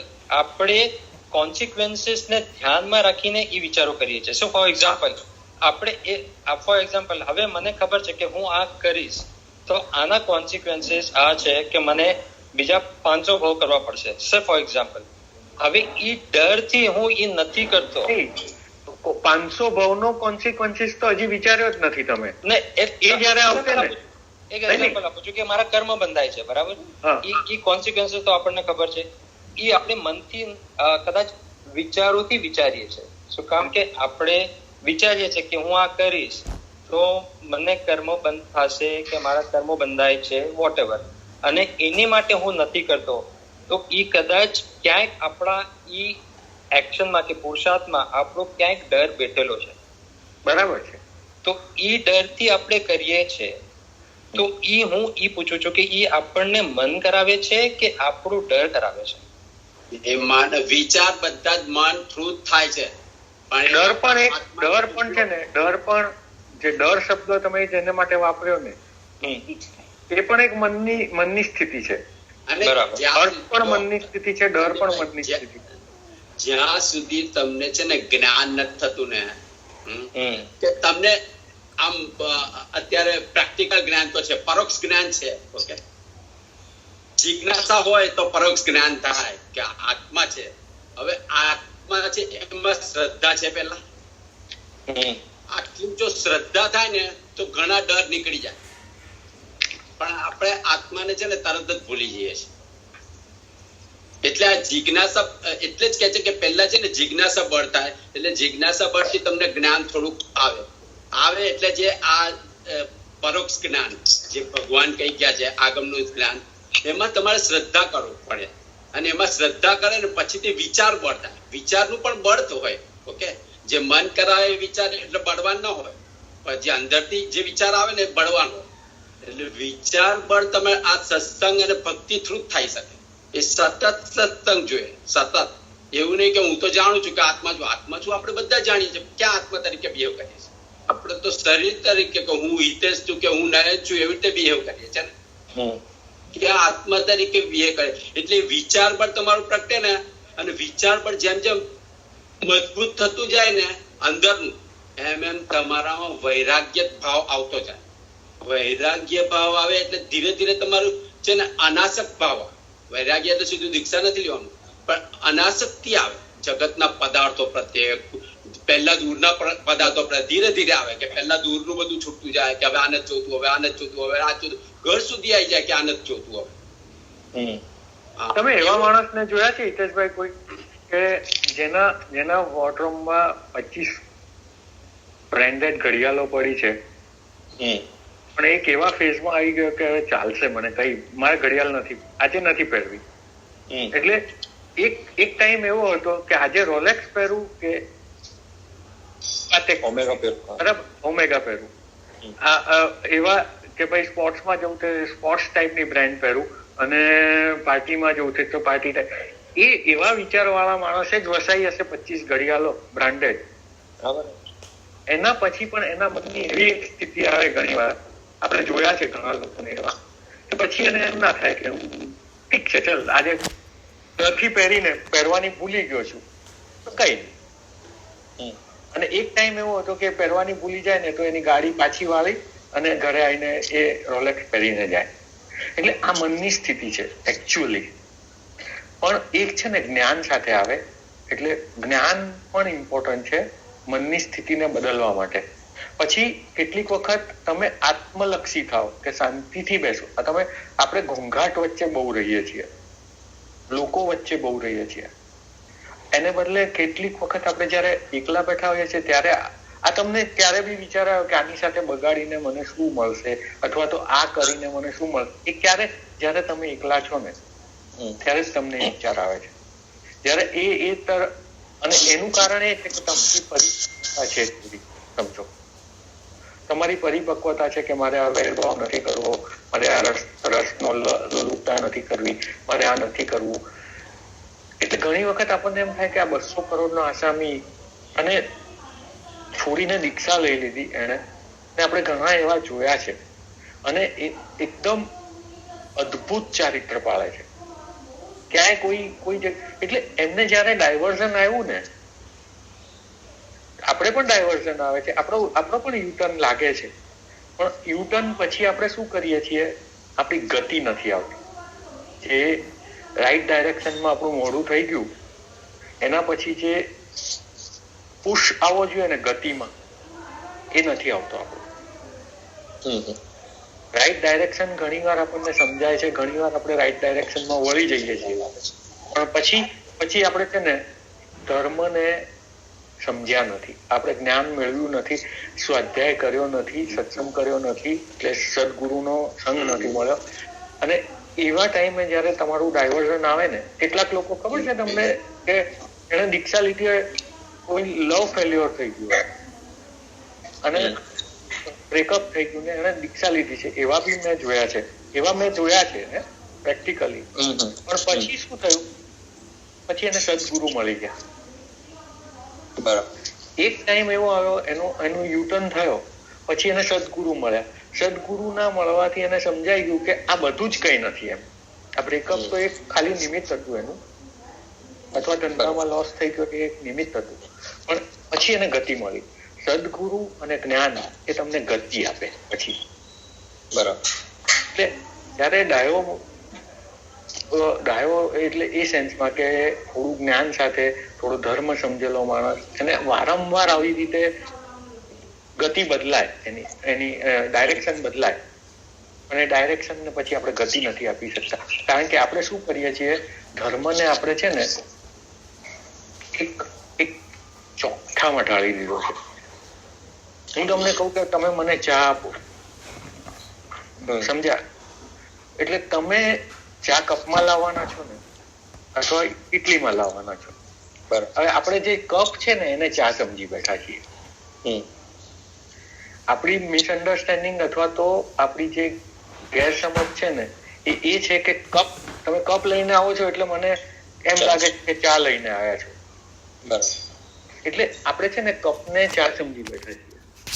પણ જયારે આવા ડાયવર્ઝન આવે ને ત્યારે આપણે આપણી ગતિ વધારીએ ને એ તરફની, અને આ મહાત્માઓએ આ કર્યું છે. એટલે એમના એક્ઝામ્પલ ઇતિહાસ લાખો વર્ષ પછી પણ લે છે. ઇતિહાસ જેને તેને યાદ નથી રાખતો. કેટલાય મોટા નેતાઓ આવી ગયા હશે, કેટલાય મોટા પોલિટિશિયનો આવી ગયા હશે, પણ જેને રચના કરી છે ને, કંઈક ડાયવર્ટ કર્યું છે ને, એને જ ઇતિહાસ યાદ રાખે છે. એટલે આપણે જયારે આપણું જ્ઞાન મેળવ્યા પછી આપણે સતત એ જ્ઞાનના ઉપયોગમાં અથવા તો સદગુરુના સત્સંગમાં રહેવું અથવા ભક્તિમાં રહેવું, એ બેઝિક વાત છે. જે તમને સારા નિમિત્તો આપો ને તો જ મન તમારું છે ને એ રાઈટ દિશામાં ચાલે. બાકી આપણે ભટકી જઈએ છીએ. એટલે તમારો જે બીજો ક્વેશ્ચન છે ને એ છે કે મન જ કરાવે છે. એટલે મન છે ને, મન તમને દિશા આપે કે આ બાજુ બી જઈ શકો, આ બાજુ બી જઈ શકો. હવે પછી તમારે તમારું મોડું બદલાઈ ગયું છે, હવે તમારે ગતિ લેવી પડે. એ કોલ તમારે એટલે તમારે તમારું પણ પ્રગટ કરવાનું છે કે પહેલા જિજ્ઞાસા. તમારી પુણ્યાઈ તો કામ આવે જ છે, પુણ્યાઈ વગર ન થાય. પણ એક રાઈટ ડાયરેક્શન મન જ આપે, પણ એ છે ને એ ટકવા નથી દેતી. મન ચંચળ છે. મનનો જે મૂળભૂત ગુણ છે ને એ ચંચળતા છે. એટલે ચંચળતા કેવું છે કે એક મિનિટ માટે મને એમ થાય કે મેં આ ફલાણા નયનભાઈને ગુસ્સો કરાવ્યો છે તો હું માફી માંગી લઉં. અને પાછો હજી તો હું ત્યાં જવા માટે નીકળું છું ને, અને પછી મન થાય કે મૂકને માથા ખોટી એક શું થાય કે તમને એ વિચાર આવ્યો પણ પછી તમે નથી. એટલે ઘણી વાર ખબર છે પેલા કોટેશન આવતા હોય કે ગુસ્સામાં તમારે પ્રોમિસ ના કરવું ને ખુશીમાં તમારે આમ ના કરવું, વાંચ્યું હતું બરાબર. એટલે જયારે મનની છે કે પેલી ઉભરા જેવી અવસ્થા હોય ને એ એમાં, અથવા તો તમે કોઈક માણસ એકદમ ડિસાઈડ હોય ને એની પાસે કોન્ટ્રાક્ટ સાઇન કરાવી લો ને તો એ પાછું એ કરે કામ. તમે છે ને કે કામ વિચારીને કાલે કહેજે, અથવા વિચારીને આમાં તું ખરીદવા આવ્યો છે તું વિચારી લે કે તને ચાલશે કે નહીં, કાલે કહેજે એવું. એ ધંધો કદી થાય નહીં. એ જયારે ઘરે થાય ને એટલે અલગ અલગ ઓપ્શન એના ચાલુ થઈ જાય. અને ત્યાં ટેબલ પર તમે ધંધો કરો ને, અમારો તો ઘણા વખતનો એવો અનુભવ, ત્યારે જયારે ધંધો કર્યો ને એ ધંધો કર્યો છે, જયારે કન્સાઇનમેન્ટમાં માલ આપીને આવ્યા અને એને કીધું કે જોઈ રાખજે ને તું વિચારી રાખજે ને તું, આપણે એમ દોઢ ડાયા થવા જેવી ઘણી વાર કરીએ કે એને કોન્ફિડન્સ આવશે, બદલે ધંધો તમે ચૂકી જાઓ છો ઘણી વાર. હવે તમને લાગે છે ને કે આવું ઘણી વાર થાય છે? ના પોસિબલ. કારણ કે મન મૂળભૂત ગુણ છે ચંચળતા. એટલે આ તો મારી પાસે આવી ગયું છે, હવે બીજું શોધો, હવે આના ઓપ્શન શોધો, આનું શોધો, આના ગુણદોષ શોધો. એટલે મન છે ને એ અત્યંત ચંચળ વસ્તુ છે, પણ જયારે એ સાચી દિશામાં પણ એ જ લઈ જાય, ખોટી દિશામાં પણ એ જ લઈ જાય. એટલે જીવે છે ને જીવે વિચાર બળ પ્રગટ કરવું જ પડે. અને આ વિચાર એ જ મેં તમને કીધું ને, આગળ કીધું કે અંતર્મુક્તાની સાધના. એટલે જીવે અંતર્મુખ થવું પડે, પોતે જ વિચારવું પડે કે હું શું કરી રહ્યો છું, મને કેમ આવા ખરાબ વિચાર આવે, મને કેમ હું બીજાનું ખરાબ કરવાનું મન થાય, કેમ હું નવરો બેઠો આ કરું છું. નવા સાધુઓ આવે ને, નવા સાધુ દીક્ષિત થઈને આવ્યા, વૈરાગ્ય ભરપૂર લઈને એમણે દીક્ષા લીધી, પછી એમના ગુરુ શું કરે ખબર છે? એમને એક સ્વાધ્યાય તરફ વાળે, અને એ સ્વાધ્યાય અને ચિંતનમાં વળે ને તો એની મેચ્યોરિટી આવે. અગર એ પછી જો લોકના ટોળામાં ઘૂમતો થાય ને, ગમે તે ચૂકી જાય, પછી એક મેચ્યોરિટી આવ્યા પછી એ લોકોને મળતા થાય, વ્યાખ્યાન આપતા. વ્યાખ્યાન કઈ પહેલે દિવસથી કોઈ સાધુ એમને વ્યાખ્યાન આપવા ગુરુદેવ ના બેસાડે, એમની મેચ્યોરિટી આવે, જ્ઞાનની મેચ્યોરિટી આવે, બધું જોયા પછી પહેલે દિવસે કે શરૂઆતમાં આવેલા સાધુને તો વોરવાય ના મોકલે. સાચી વોરવા મોકલે તો કોઈની સાથે મોકલે કે ત્યાં બેઝિક એમને એવું કહેવામાં આવે કે ભાઈ ક્યાંય આસાધના નથી લાગી જતી, એ જોવાનું તારે, આ મહાત્માને જોજે એટલે તને ખ્યાલ આવશે. પણ એકચ્યુઅલી એ ભમી નથી જતો ને, ભટકી નથી જતો ને, કારણ કે એ જે છોડીને આવ્યો છે ને એના તરફ એની દ્રષ્ટિ નથી જતી ને વારંવાર. બરાબર. એટલા માટે એને એક સમય સુધી એને દૂર રાખે, આઇસોલેટ કરે, અને પછી એની પાત્રતા આવે ત્યારે એને આવવાનું. એટલે મન બંને દિશામાં જાય છે, પણ એ બંને દિશામાં લઈ જાય છે મન. પછી તમે પરકેન્દ્રી બનો છો કે સ્વકેન્દ્રી બનો છો એ ઇમ્પોર્ટન્ટ છે, એ પ્રગતિનું કારણ. ઓકે. એટલે આ વિચાર પરથી જે અંતર્મુક્તાની સાધના કરો ને તો તમારા જે અંદર આ બધા સંસ્કારો પડેલા તે બહાર નીકળે. તમે એમ વિચારો કે મને આવું કેમ થયું, પણ એ અંદર સંસ્કાર પડેલા જ છે. આ રાગ દ્વેષ બહાર તો કઈક નિમિત્ત કારણ બને છે, અને એને લીધે મન ભટકવા માંડે છે. એટલે અંદરની જે સંસ્કારો છે આપણા પડેલા છે અનાદિના, એ સંસ્કારોને કાઢો નહીં ત્યાં સુધી આ મન ભટકવાનું જ છે. અને એને કાઢવા માટે જ આ વિચાર દશા પ્રગટ કરવી. વિચાર એટલે અંતર્મુક્તા, ખૂણામાં બેસો 1-2 કલાક સુધી, જે પણ વિચાર આવે તેને જુઓ, ખાલી સાક્ષી ભાવ, જ્ઞાતા દ્રષ્ટા બનીને. આવવા તો બધા વિચાર તો આવવાના જ છે, અને એ વિચારને તમે નીકળવા દો ને, એને જુઓ, એમાં એટેચ ના થાવ કે પેલા આવું કર્યું, પેલા આવું કર્યું, કશું જ નહીં. કે આવે છે આ બધા મારા જ છે, રાગ દ્વેષ, કે પેલા આવું કર્યું છે એટલે મેં આવું કર્યું, એવું વિચારવાની જરૂર નથી.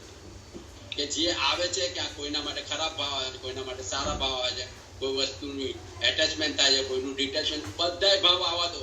અને એને સાક્ષી ભાવે જુઓ તો એ વિચારનું મરણ કહેવાય.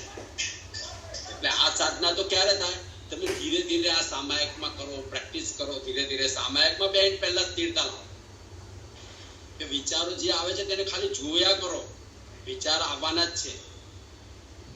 એટલે આવી દશા ક્યારે આવે? જ્યારે તમને પરોક્ષ જ્ઞાન ઉપર શ્રદ્ધા હોય કે આગમનું જ્ઞાન છે કે હું આત્મા છું અને બાકીનું બધું પર છે. એ તો આપણે તરત જ જોઈ જઈએ કે પેલા મને આવા શબ્દ કીધા એટલે હું એને કહેવાનો તરત, કારણ કે અંદર આવા સંસ્કાર છે આપણામાં. એટલે મન તરત જ, મન પાછું એવું બદમાશ છે કે તરત જ એની સાથે તમને જોઈન કરે. મન તમને કશું સારું કરવા નથી દેતું. ઇવન તમારે સામાયિક કરવાનો તમે વિચાર કર્યો હોય ને તો મન તે ઘડે નવું કામ કાઢે કે અત્યારે નથી કરવું, કાલે કરીશું, પછી કરીશું. મન એક પણ ધર્મનું કામ પણ નથી કરવા દેતું. તમે જ વિચારજો, જ્યારે મન હોય છે આ ધર્મનું કામ એટલે તો દરેક માણસ ડિલે કરે છે. બધા કામને પહેલો પ્રેફરન્સ ધર્મને છેલ્લો કેમ? આ મનની જ બદમાશી છે ને. કારણ કે ધર્મનું કામ એ તમારું મુખ્ય કામ છે. તમારા આત્માનું કલ્યાણ કરવાનું છે, કારણ કે તમે એક દિવસ આ ધરતી પરથી જવાના જ છો, બધાને ખબર છે. પણ તોય માણસ ત્યાં કાઢતો નથી. એવી રીતે મેજર પાપમાંથી પણ આપણને મન જ રોકે છે. આપણે મેજર પાપમાંથી પણ આપણા જે સંસ્કારો હોય છે ને, મૂળભૂત સંસ્કારો, એ મજબૂત હોય તો મોટા પાપમાંથી પણ મન જ રોકે આપણને કે જવા દે, આ ન કરાય, આપણે તને શોભે નહીં, તારા બાપનું નામ આ હતું, તારા દાદા આ હતા, તને આ શોભે નહીં, એમ કરીને મન જ આપણને પાપમાંથી પણ રોકે છે. એટલે કહું છું ને, અને પુણ્યમાંથી પણ. આત્મબળ પ્રગટ કરો, આત્મબળ જો વધે ને તો મનોબળને ઘટાડે, કંટ્રોલમાં આવે. આપણે નથી કહેતા વ્હીલ પાવરથી કંટ્રોલમાં આવે. વ્હીલ પાવર શું છે? આત્માની શક્તિ છે. તમે જે ધારો છો કરી શકો છો ને, બરાબર, એ આત્માની શક્તિ છે. Okay, Jayjinder, Parakshul, just to add on to this, તમે કીધું બરાબર છે. I mean, I have the same experience કે આપણે જ્યારે ટ્રાય કરે ને કે ટુ ગો ઇનટુ અવર સોલ, આપણે દર્શન કરે કે સમાયિક કરે, that's our attempt to try to go into our soul, ત્યારે જ વધારે વિચાર આવે. That's when everything comes, right? જાત વિચાર આવે, good thoughts, bad thoughts, everything just floods in at that time, right? When you're trying to be still and trying to think, right? ત્યારે જ વધારે બધું આવે, everything comes at the same time. Now તમે કીધું બરાબર, yes, try our best to just watch the thoughts, right? Let it pass through, let it flow. Don't attach to it, don't try to act on it, but it's easier said than done. એટલે કહું છું કે એક વર્ષમાં થાય એવું નથી. આપણા અનંત કર્મોના, અનંત જન્મોના એવા સંસ્કાર પડેલા છે એટલે એક દિવસમાં થાય નહીં. ઓકે, એટલે તમારે જેનું પણ આલંબન લો, ઓકે, કે ભગવાનનું દર્શન કરવા જાઓ છો તો તમે નક્કી કરો કે મારે ભગવાનના જ દર્શન કરવા છે. આંખ બંધ નહીં કરો. આંખ બંધ કરશો એટલે તરત જ મગજ ફરવાનું છે. તો આંખ ખોલીને બેટર, આંખ ખોલીને ભગવાનને જ જોયા કરો કે મારે એની મૂર્તિને જ જોયા કરવી. ઓકે ઓકે, એવી રીતે ધીરે ધીરે કોન્સન્ટ્રેટ કરો. કાં પછીથી તમારું ન થતું હોય તો સ્વાધ્યાય કરો, તોટંગ વાંચો. વાંચવામાં તમારી એકાગ્રતા આવે જ છે, તે ઘડે મન ના પડે. That's true. જે પણ ગમતું હોય તે વાંચો શરૂઆતમાં. ચાલો ધર્મનું ના ગમતું હોય તો. પરાગભાઈ, તમારો જે વિચાર છે ને કે તમે કઈ ધર્મનું કામ કરવા ગયા, પ્રતિક્રમણ કરવા ગયા અથવા તો દેરાસર મંદિરમાં ગયા ત્યારે જ બધા વિચાર આવે છે, એવું નથી. વિચારો સતત ચાલુ હોય છે. પણ જ્યારે તમે છે ને, તમે આ મન વગરનું કામ કરીએ છીએ. આપણે આની ટેવ જ નથી પાડી. પહેલી વાત, we are not used to do samayiks, we are not used to sit in the વ્યાખ્યાન and all that. બરાબર, વિચારો તો એવરી ટાઈમ ચાલે છે, પણ અહીંયા તમારું મન છે ને ખાલી ભગવાન સામે આવીને નવરું પડે છે ને એટલે ત્યારે તમે નોટિસ કરો છો કે આ વિચાર આવ્યા, but it was running on. જે તે પ્રવૃત્તિ તમે બિઝનેસની પ્રવૃત્તિ ઇન્વોલ્વ થઈને કરો છો ને, તે ઇન્વોલ્વમેન્ટ સાથે કરો છો અથવા તો મનની ઈચ્છાથી કરો છો, એમાં ઓછા આવે છે વિચાર.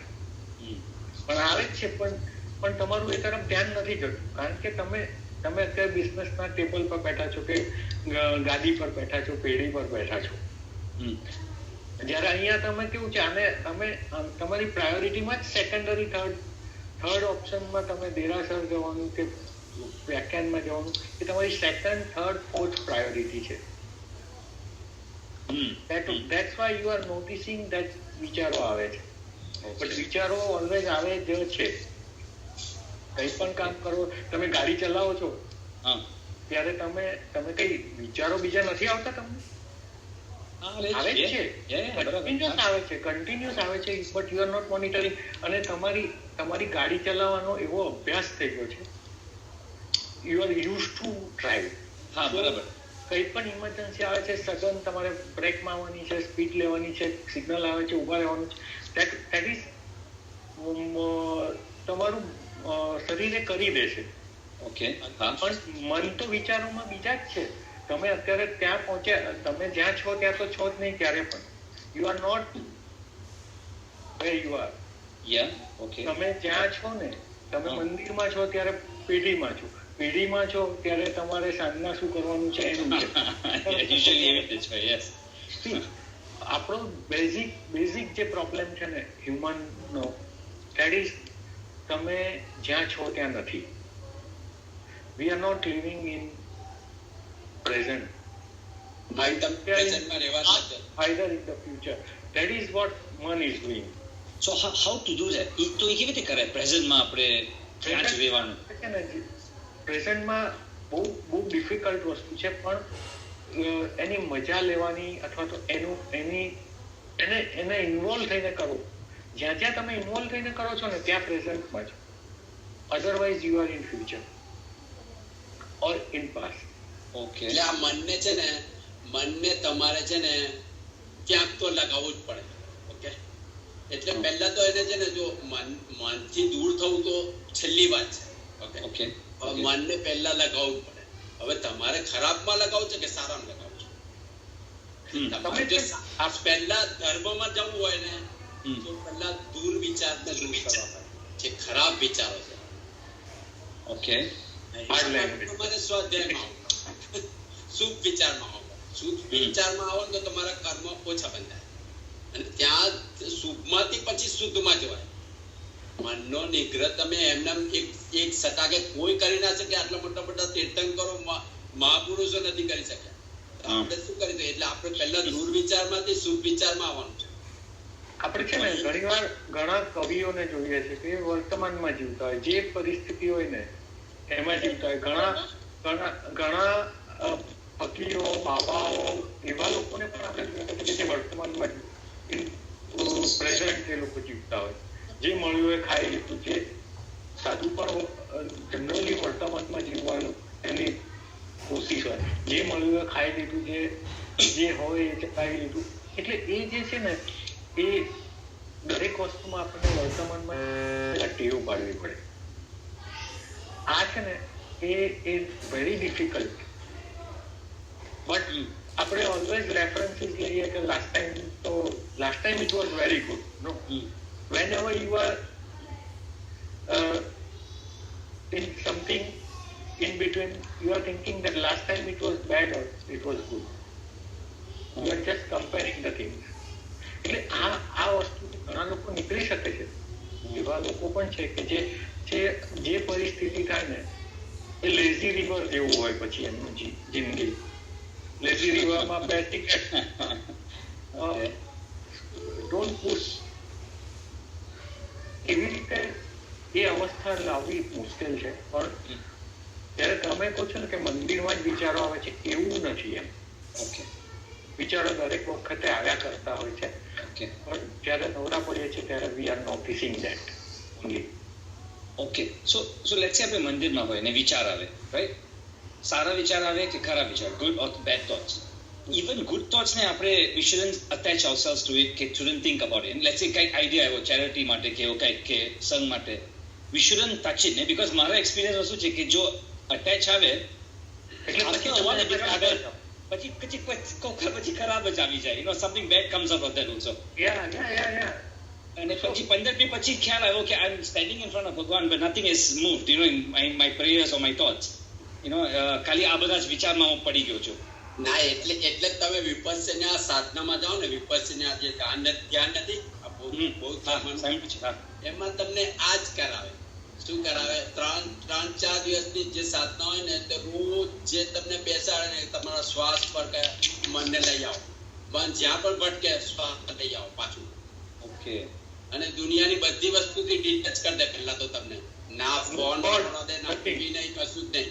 And no God, no mantras also. કશું જ નહીં. અને આજ કરાવે આખો દિવસ 3 દિવસ. એ મન તમારું સ્થિર કરવાની કોશિશ કરે. જેટલા વિચાર આવે પાછું મન ભટકી જાય, પાછું એને શ્વાસ પર લઈ આવો. કારણ કે શ્વાસ જ એક એવી વસ્તુ છે જ્યાં રાગ દ્વેષ ન થાય જીવને. ઓકે. બીજી બધી વસ્તુ પર થાય. જો તમે નાક પર મૂકો તો પણ થાય. તમે અહીં વચ્ચે લાવો ને, અમુક લોકો વચ્ચે લઈને ધ્યાન કરાવે છે કપાટની વચ્ચે, પણ એ પણ ના થાય કારણ કે એમાં રાગ દ્વેષ થાય. એટલે આ લોકો જે વિપસ્યનાની સાધના કરાવે છે તે મનની સ્થિરતા માટે કરાવે છે. એકચ્યુઅલી કેવું છે પરાગભાઈ, ડિટેચમેન્ટ એટલે શું અને એટેચમેન્ટ એટલે શું? એટેચમેન્ટ એટલે મારું છે. My son got 67 in PSLE, બરાબર, અથવા 242. એટલે મને એના રાગ દ્વેષ ચાલુ થઈ જાય. 267 આયા સમજો સારું કહેવાતું હોય તો મને ગર્વ લેવાનું, 10 જણને કહેવાનું મન થાય, see my son got 267. અને 242 આવ્યા તો મને એમ થાય કે મારે કોઈને કહેવું નથી અને આમ થઈ જશે, હું એના પર ગુસ્સો કરું. બરાબર. સેમ વસ્તુ કે તમારા છોકરાને થયું તો મને શું ફરક પડે? મને એક ન્યૂઝ મળ્યા કે પરાગભાઈનો છોકરો છે ને 267 આવ્યા, 272 આવ્યા કે 275 આવ્યા. પતી ગઈ વાત મારી. રાઈટ. હવે જે તમારે માથાકૂટ છે પરાગભાઈને છે, મારે નથી. એનું એડમિશન ક્યાં લેવું, એને શું કરવું, એને કયા ટ્યુશન બંધાવવા, કયું કરવું, એ તમારે જોવાનું. મારે કઈ નથી ને. એટલે મેં એને ખાલી એઝ અ ન્યૂઝ લીધા છે. યસ. હિતેશભાઈના છોકરાના આટલા આવ્યા, પરાગભાઈના છોકરાના આટલા આવ્યા, મારી પાસે 10 જણના ન્યૂઝ આવ્યા. પણ એમાં જો એ 10ના લિસ્ટમાં મારો છે ને, then I die. Okay. So, okay, બરાબર. Should be like an observer, not a attached. Yes, that is what. અને મારાના પણ શું, કેટલાક લોકો એવા પણ હોય છે કે પોતાના છોકરાના પણ 242 આવે ને, ઓકે બેટા ઇટ્સ ઓકે ને, આવી ગયા ને, ચલો હવે આ 242 ક્યાં એડમિશન મળે એવું છે, લિસ્ટ નિકાલો, લેટ્સ ગો ફોર ધેટ. બરાબર. ઇઝીલી લઈ શકતા. અને ઘણાને કેવું હોય કે એની ખ્વાહિશ હોય કે હું નથી થઈ શકતો ને આ ટોપર જ બને. બધાના ટોપર ના બને એમ. એવી રીતે દરેક વસ્તુમાં તમે ડિટેચ કરો ને તો તમારા છોકરામાં પણ તમે ડિટેચ થઈ શકો. તે ઓકે ઠીક છે, આવી ગયા ને, હવે પરિસ્થિતિ you can not change, right? Now go for next step. હવે શેમાં એપ્લાય કરવાનું છે, શું કરવાનું છે, ધેટ્સ ઓલ. એવા પણ થઈ શકો તમે. અને એવા પણ થઈ શકો કે તમે દમ પછાડા કરો, એને મારો, કૂટો, અથવા તો એના માટે પાર્ટી આપો. તો you just throw party and all that. અને એમાં ફૂલો આવે ને ધમ ધોકાર ધમાલ ચાલુ થઈ જાય અને એને અભિમાન થાય. પછી એ અભિમાનમાં જાય કે આઈ ટોપ ઇન માય સ્કૂલ ને પછી એટલે તમે પાર્ટી આપો છો ને એટલે એ અભિમાનમાં જાય છે.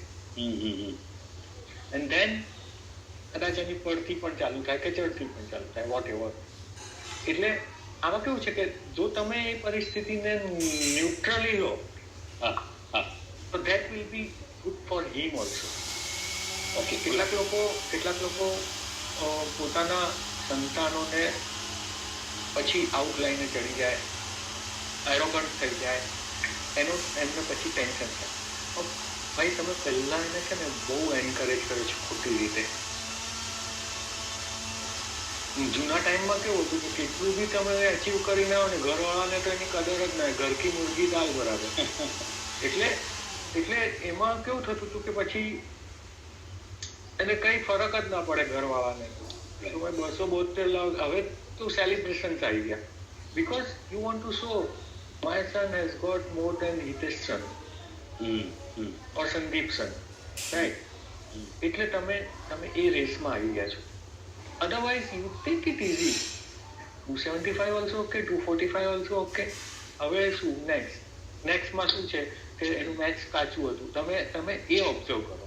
આપણે મન છે ને તર્ક વિતર્કમાં પડી જાય, એને બદલે આપણે જો એને ઓબ્ઝર્વ કરીએ. હવે આપણે જે ધર્મ કોને કહેવાય? What is dharma? Now you just see his marks. આ તો ખાલી સોશિયલ ધર્મની વાત કરું. then see why he got. એની સાથે કોઈ વાત કરવાની જરૂર નથી. એનાલાઇઝ કરો કે okay his maths is not so good. Now what tuitions I have to join, what should I do, એને આના પર વેટેજ કેવી રીતે આપવું, શું કરવું. ધેટ ઇઝ એ મેચ્યોર માણસનું કામ છે. ઓકે. અને 275 આવ્યા પછી તમે એને શેમાં સ્ટ્રોંગ છે એમાં વધારે સ્ટ્રોંગ કરો, જેમાં વીક છે એમાં પણ હજી સ્ટ્રોંગ કરો. તો he can go for 285 also next time. આપણે શું કરીએ છીએ કે આની જ રમતમાં આપણે ગોળ ગોળ ફરી જઈએ છીએ. બરાબર. અને એ આપણી મેચ્યોરિટીનો અભાવ છે.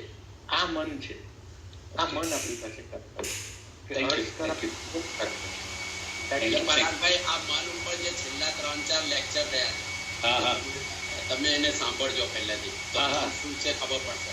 Yeah, no, maybe સાંભળ્યું છે, but I didn't have the questions till now. When okay, thank you. એટલે મનની જો આવું ચંચળ મન છે, હવે આ ચંચળ મનને સ્થિર કેવી રીતે કરે?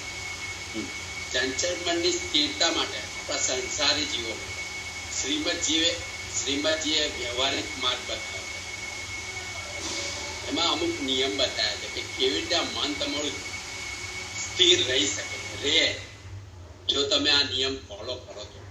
એટલે એમને પહેલો નિયમ એમને બતાવ્યો છે, સીધો ને સિમ્પલ નિયમ, કે જે થાય છે તે ઈશ્વર ઈચ્છા પ્રમાણે છે. એટલે બધું ભગવાનના માથે નાખી દો. એટલે ટૂંકમાં જૈન ધર્મમાં તો કહે છે કે ઈશ્વર શુદ્ધ સ્વરૂપ છે, એટલે ઈશ્વર કશું આપતો નથી, કશું કરતો નથી. પણ છતાંય કે જે થાય છે તે ઈશ્વર ઈચ્છા પ્રમાણે નાખી દો. એટલે કે કહેવાનો અર્થ એ છે કે જે કર્મના શુભ અશુભ આપણા ઉદય છે એ પ્રમાણે આપણને મળે છે, એ પ્રમાણે જ થાય છે. એટલે જો આવી શ્રદ્ધા જીવને આવે કે જે થાય છે તે ઈશ્વર ઈચ્છા પ્રમાણે થાય છે, તો જીવના છે ને જે આ મન, જે ઈચ્છાઓ થાય છે ને એ મન થઈ જાય. અને જ્યારે ઈચ્છાઓ મંદ થાય ને, ધીમી પડે ને, તો આકુરતા વ્યાકુરતા ઘટી જાય, સંકલ્પ વિકલ્પ ઓછા થઈ જાય, વિષય કસાય ઓછા થઈ જાય, મન થઈ જાય, અને તો મન શાંત થાય. પણ આપણને આવી શ્રદ્ધા આવી જોઈએ કે જે થાય છે તે ઈશ્વર ઈચ્છા પ્રમાણે. અને બીજું છે કે પ્રારબ્ધમાં હશે તે મળશે, એટલે કે નસીબમાં હશે તે મળશે. આપણે આ બંને જાણીએ છીએ, પણ આપણે જયારે પુરુષાર્થ કરીએ છીએ અને સફળતા મળે ત્યારે આને બાજુ પર મૂકી દઈએ, નિષ્ફળતા મળે પછીથી આપણે કહીએ છીએ કે જે થયું તે ભગવાનની મરજી પ્રમાણે થયું, જે થયું નસીબમાં હતું, જે પડ્યું. કોન્ટ્રાક્ટ મળે તો સંદીપભાઈની આવડતથી મળે છે, એટલે અને ન મળે તો પ્રારબ્ધ. એટલે આ સિમ્પલ નિયમ છે કે જે થાય છે એટલે કોઈ પણ પુરુષાર્થ કરવાનો ના નથી કીધો. પુરુષાર્થ તમે કરો પણ કોઈ પણ સંકલ્પ વિકલ્પ વગર, કે જે ઈશ્વરની ઈચ્છા હશે કે મારા કર્મમાં જે લખ્યું હશે, કે મારા નસીબમાં જે લખ્યું હશે તે મને મળશે. આટલો તો સીધો સિમ્પલ નિયમ છે, આપણે જાણીએ છીએ પણ નથી કરતા. તો પણ ઇવન શ્રી કૃષ્ણે પણ કીધું છે ને ગીતામાં, કર્મ કિए जा फल की इच्छा मत करना इंसान, जैसे कर्म करेगा वैसे फल देगा भगवान. એટલે જેવું કર્મ હશે તેવું ફળ મળશે તમને. એટલે આ બે નિયમો છે.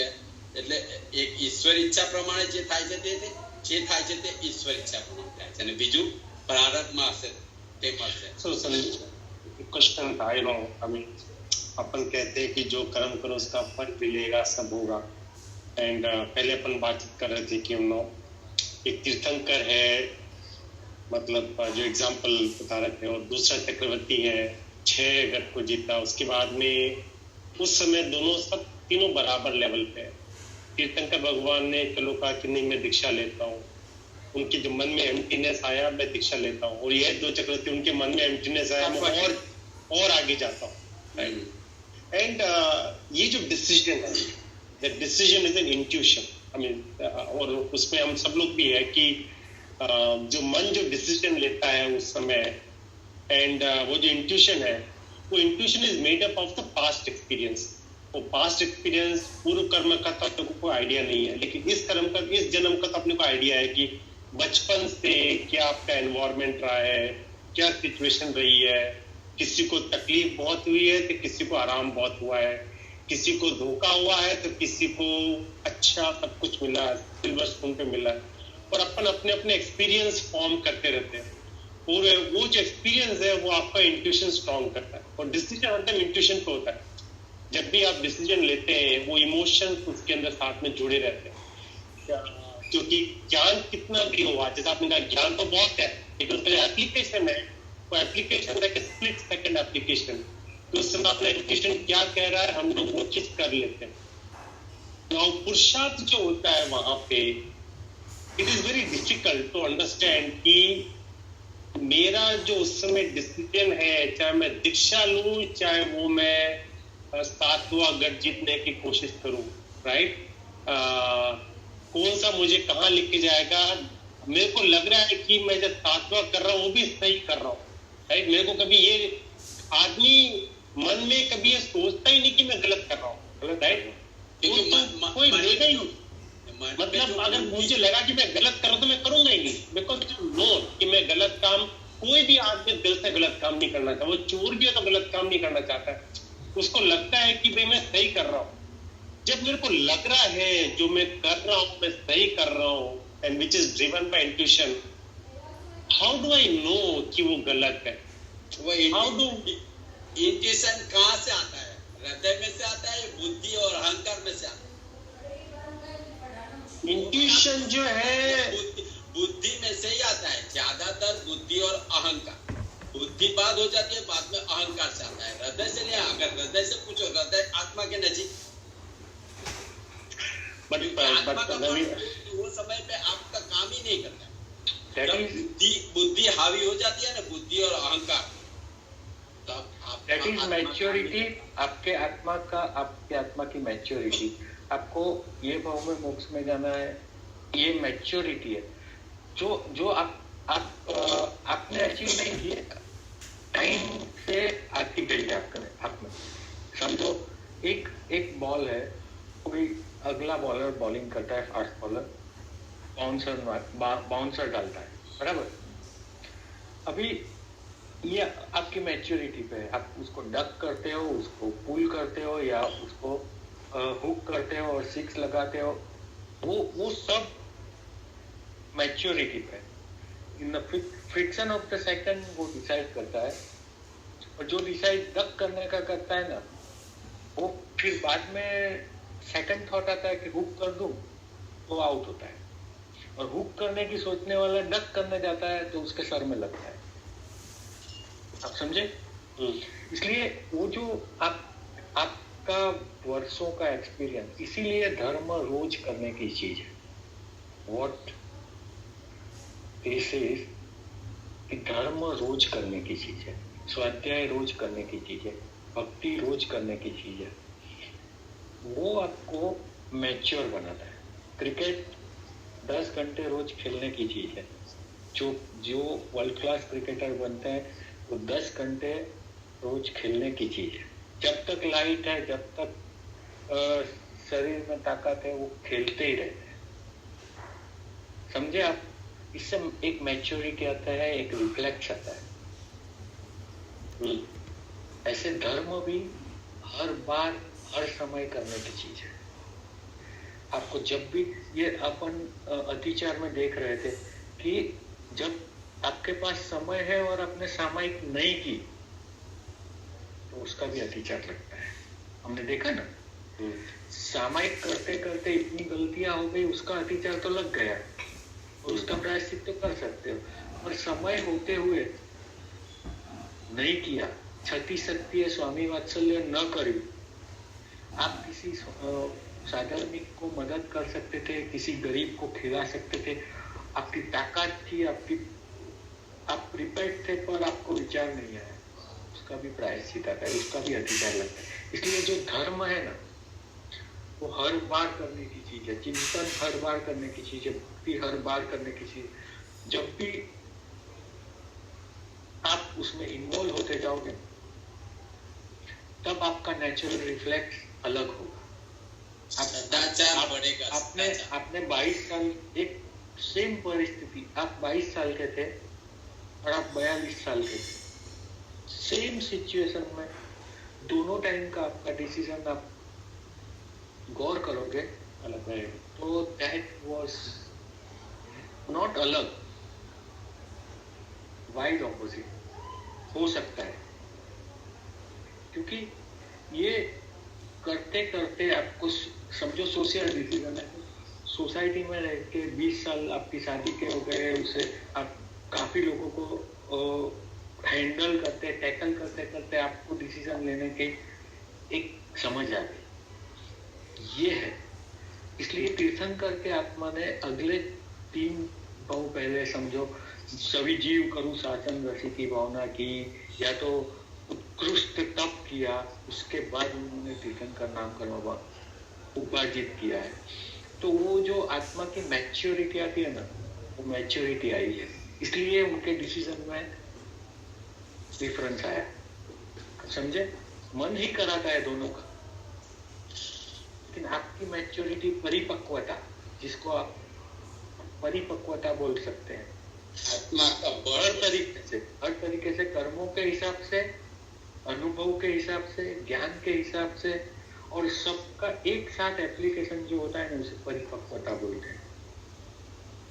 तो वो चीज आपको हेल्प करती है कि भाई आप क्या डिसीजन ले रहे हैं, इस जाना है वेस्ट जाना है, that is maturity is decision. इसलिए धर्म हर बार करने की चीज है, दैट्स ऑल। ये जो पोल्यूशन में करने की नहीं है, इस बार नहीं हुआ तो नहीं करेंगे वाला नहीं है। एक खाली कंदमूल छोड़ देने से, या एक रात को नहीं खाने से, या हम लोग ने क्या कर लिया है, हम लोग ने धर्म की परिभाषा जो ज्ञान और भक्ति के साथ जुड़ी थी ना, उसको हमने रिचुअल्स में कन्वर्ट कर दिया है। आप आरती करने में, पूजा करने में बस अपना हो गया, मतलब ये नहीं खाया, ये खाया और ये किया, दैट्स ऑल, वहां तक में अपन सिमट गए हैं। एक्चुअली वो इन्फिनिट है, धर्म हो या पाप हो, उसकी पॉसिबिलिटी इन्फिनिट होती है, उसको हमने सीमित कर दी। इसीलिए प्रॉब्लम, हम बच्चों को भी क्या ये नहीं कर सकते, अच्छा नहीं करने का, हमारे घर में ये खाने की चीज नहीं है, उसी को धर्म समझ के जो खाली एक छोटी छोटी फैकल्टीज थे, मेन स्ट्रीम समझ लिया। मेन स्ट्रीम तो है ज्ञान और भक्ति, सत्संग, सदगुरु की जो भी सत्संग, वो मेन फैकल्टी। उसके बदले हमने एक उपवास कर लिया, या एक ये कर लिया, या ये नहीं खाया, ये खाया, पोल्यूशन के साथ भी, खाली पोल्यूशन के साथ भी 8 दिन ही धर्म करने के होते हैं क्या? क्षमा करने के लिए, बस खाली मिच्छामिदुक्कड़म करने के लिए साल में 1 ही दिन होता है? नहीं होता है। जब भी आपको लगे ये प्रतिक्रमण रोज क्यों होता है, आप खाली समझते हैं प्रतिक्रमण होता है क्या? नहीं, रोज होता है, और रोज हर चीज की माफी मांगनी है। उसके बाद भी हम वापिस हो जाता है अपने से, आज माफी मांगी, कल हो भी जाता है, पर दूसरी बार भी माफी मांगने की जिगरा भी चाहिए अपने पास। तो ये रोज करने की चीज को हमने ऑकेजनल बना दिया है, इसके लिए हर चीज में हम रुक गए।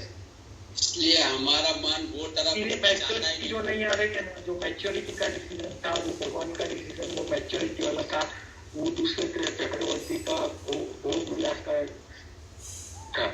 और अच्छा, ये जो कुंथुनाथ भगवान ने समझो चक्रवर्ती पद पाया होगा, वो कोई और नियाना करके पाया होगा, या बिना नियाने के भी पाया होगा, पुण्य ही से ऐश्वर्य पाया होगा, और उसने वो पर्टिकुलर ऑब्जेक्टिव के लिए पाया होगा।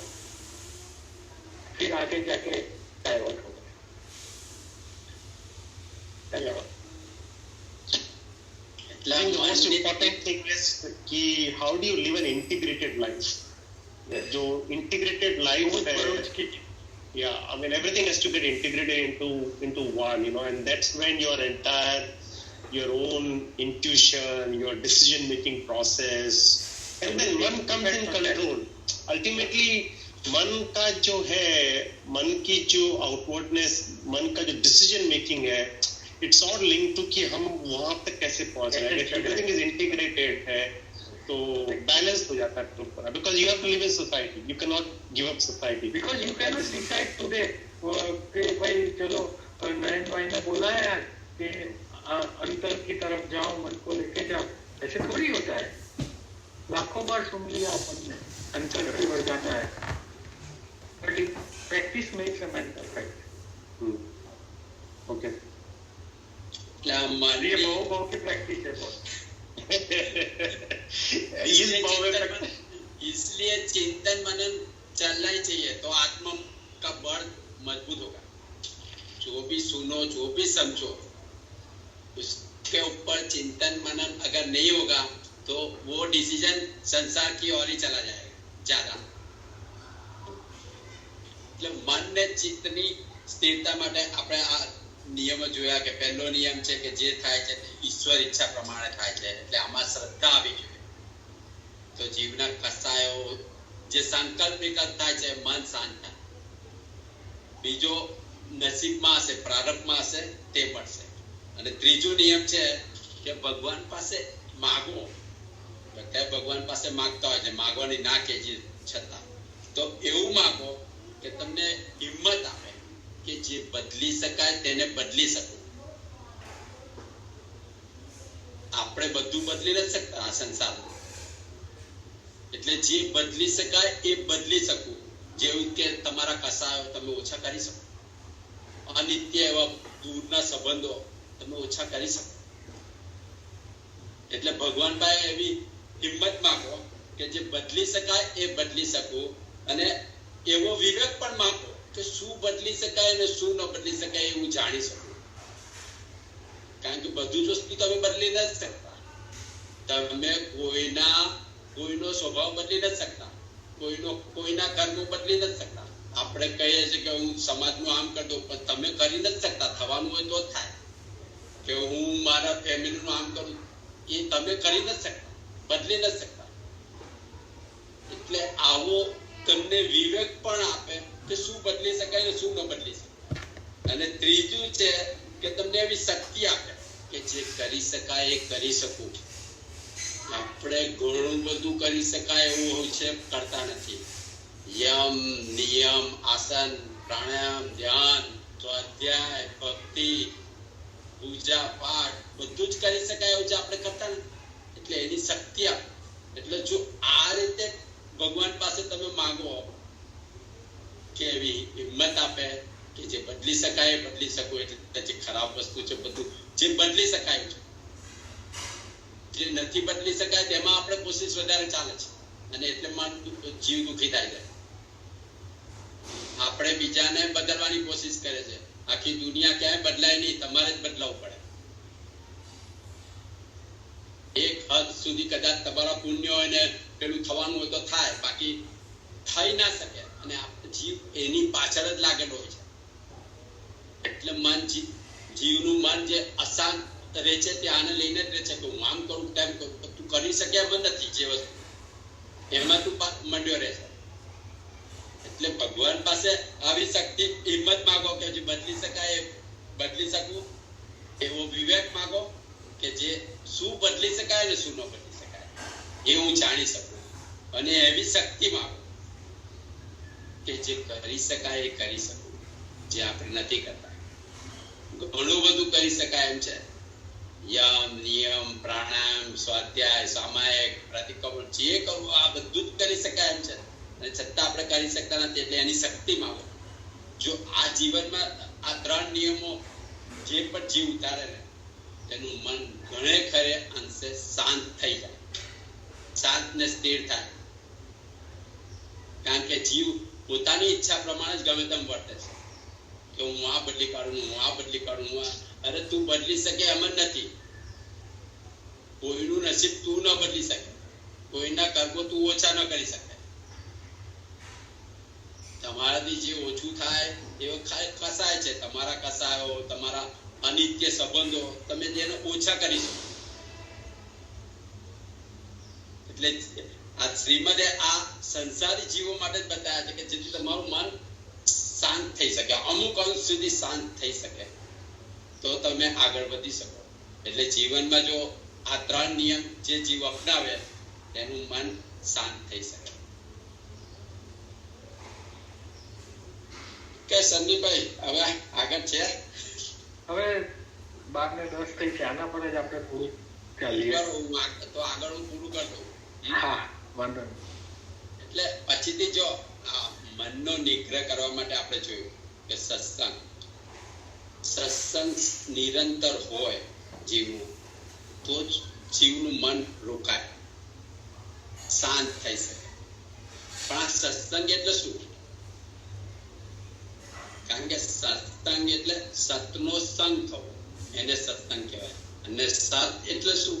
સત એટલે જે ત્રિકાળ હોય, જે ભૂતકાળમાં હતું, ભવિષ્યમાં હશે અને અત્યારે છે, એટલે આત્મા. આત્મા એકલો સત છે. એટલે આત્માનો સંગ થાય તેને સત્સંગ કહેવાય. અને કે આવો સત્સંગ મળવો બહુ દુર્લભ છે. જ્યાં ખાલી જ આત્માની વાત હોય.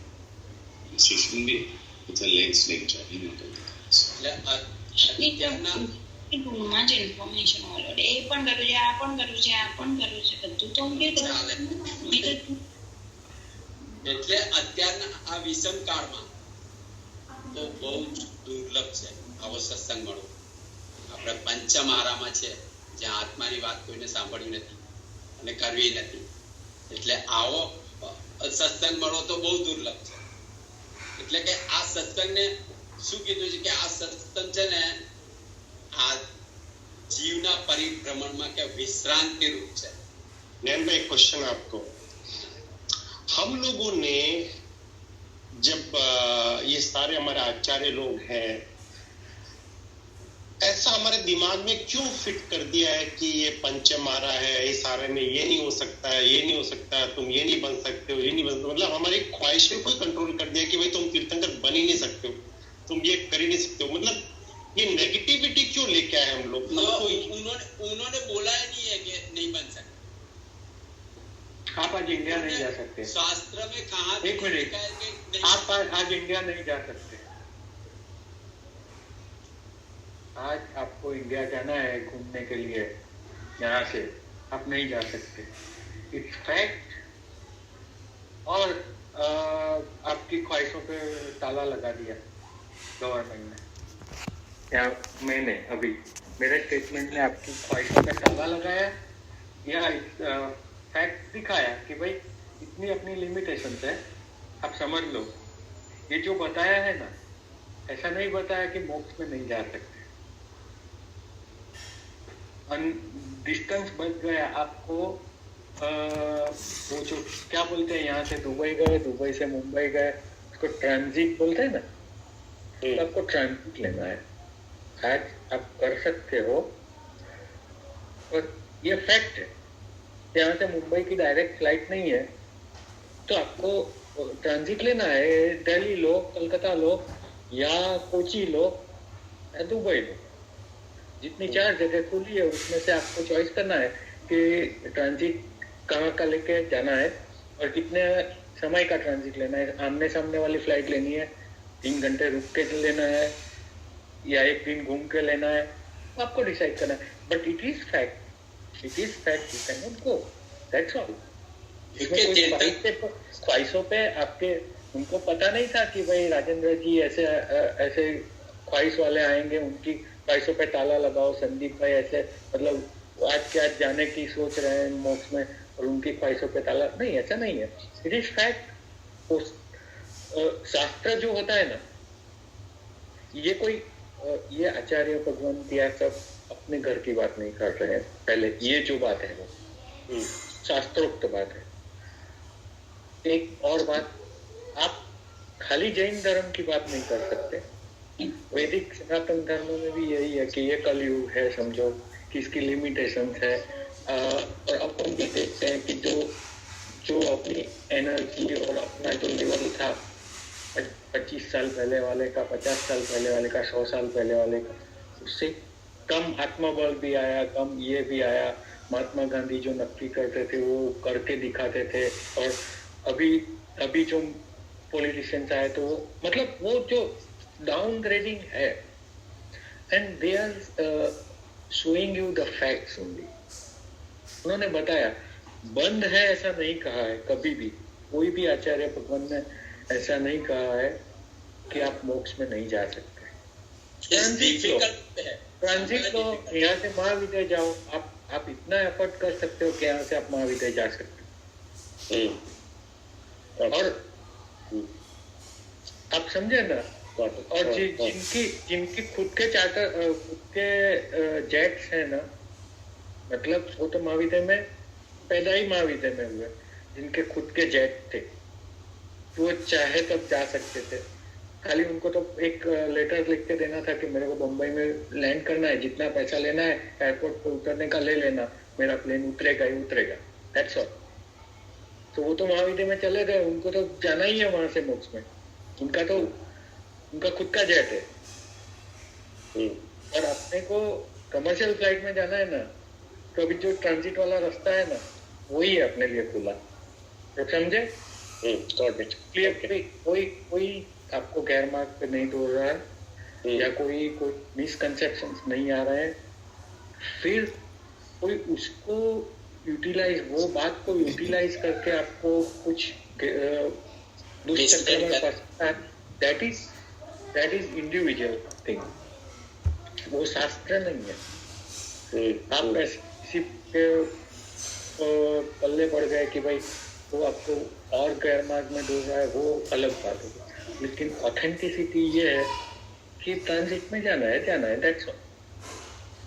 क्योंकि हम ये तो मानते हैं ना, हम देखो हमको जो परोक्ष ज्ञान मिला है उसमें तो श्रद्धा करनी पड़ेगी, क्योंकि हमारे पास ज्ञान नहीं है। और परोक्ष ज्ञान देने वाला कौन है? तीर्थंकर।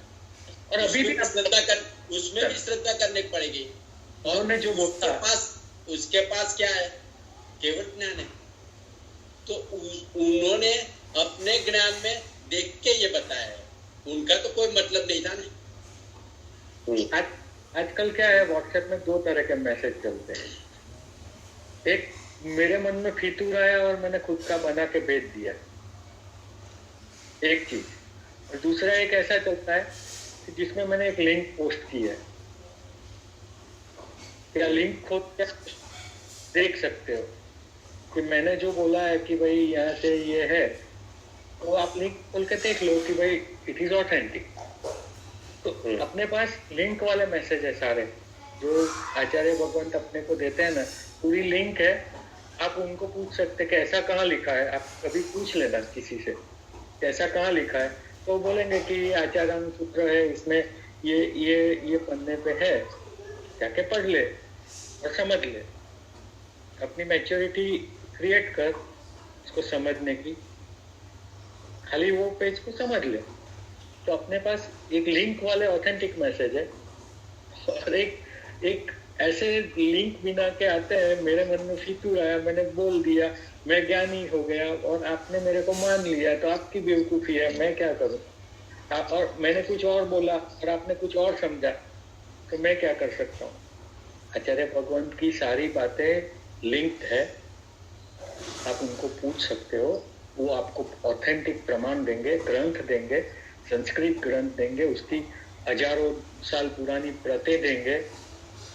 तो फिर भी आपको विश्वास करना है तो करो, दैट्स योर कॉल। नो, इसीलिए विश्वास करना ऑल ऑथेंटिक। पहले तो देखो परोक्ष ज्ञान पे विश्वास करना पड़ेगा, और परोक्ष को प्रत्यक्ष हमको बनाना है, यानी कि हमको उसके साथ कंपेयर करना है पहले। इनफैक्ट जो मेरा रियलाइजेशन है, अभी तो बात कर रहे हैं, if we live an integrated life, okay, with integrated life your purpose becomes a little bit more clear. Right. Yeah. जब पर्पस क्लियर होता है, I mean when it becomes more clearer, हम सबके एक्सपीरियंस, जैसे एक एक्सपीरियंस हुआ, right, उस experience को जब हम मेमोरी में स्टोर करेंगे, if your purpose is clear, you will store something different in your memory. Yeah. Versus somebody else, जिसका अलग purpose है, he will store the same experience very differently. Yes. और जैसा आपका एक्सपीरियंस स्टोर होगा, your intuition starts to get formed based on that. जैसे जब accumulate होता जाएगा, right, for years of accumulation, you will start forming different views about your point of view will keep differing, right? And that is what मन is all about, कि वो मन की चंचलता जो है, it forms based on those things. यार ये मेरा एक्सपीरियंस हुआ तो मैं ये करता हूँ, हो सकता हूँ गलत हो, but that's and हो सकता है अपने जो तीर्थंकर भगवान है वो है, वो पीरियड ऑफ टाइम उनका जो मेमोरी में जो स्टोरेज होता गया, it's all towards the right kind of thing, yeah, all those things. Exactly. अभी आपकी बात को मैं आगे लेके जाता हूँ। ये आपका एक 25 साल का अनुभव हो गया और उसका 25 साल का वो जो प्रोसेस हो गया, इसको हम भव का प्रोसेस बोलते हैं। अनादिकालना संस्कार, अनादिकालना जो कर्मों छे, कर्मों का जो जमावा हुआ है, भव का हुआ है, भव के संस्कार है।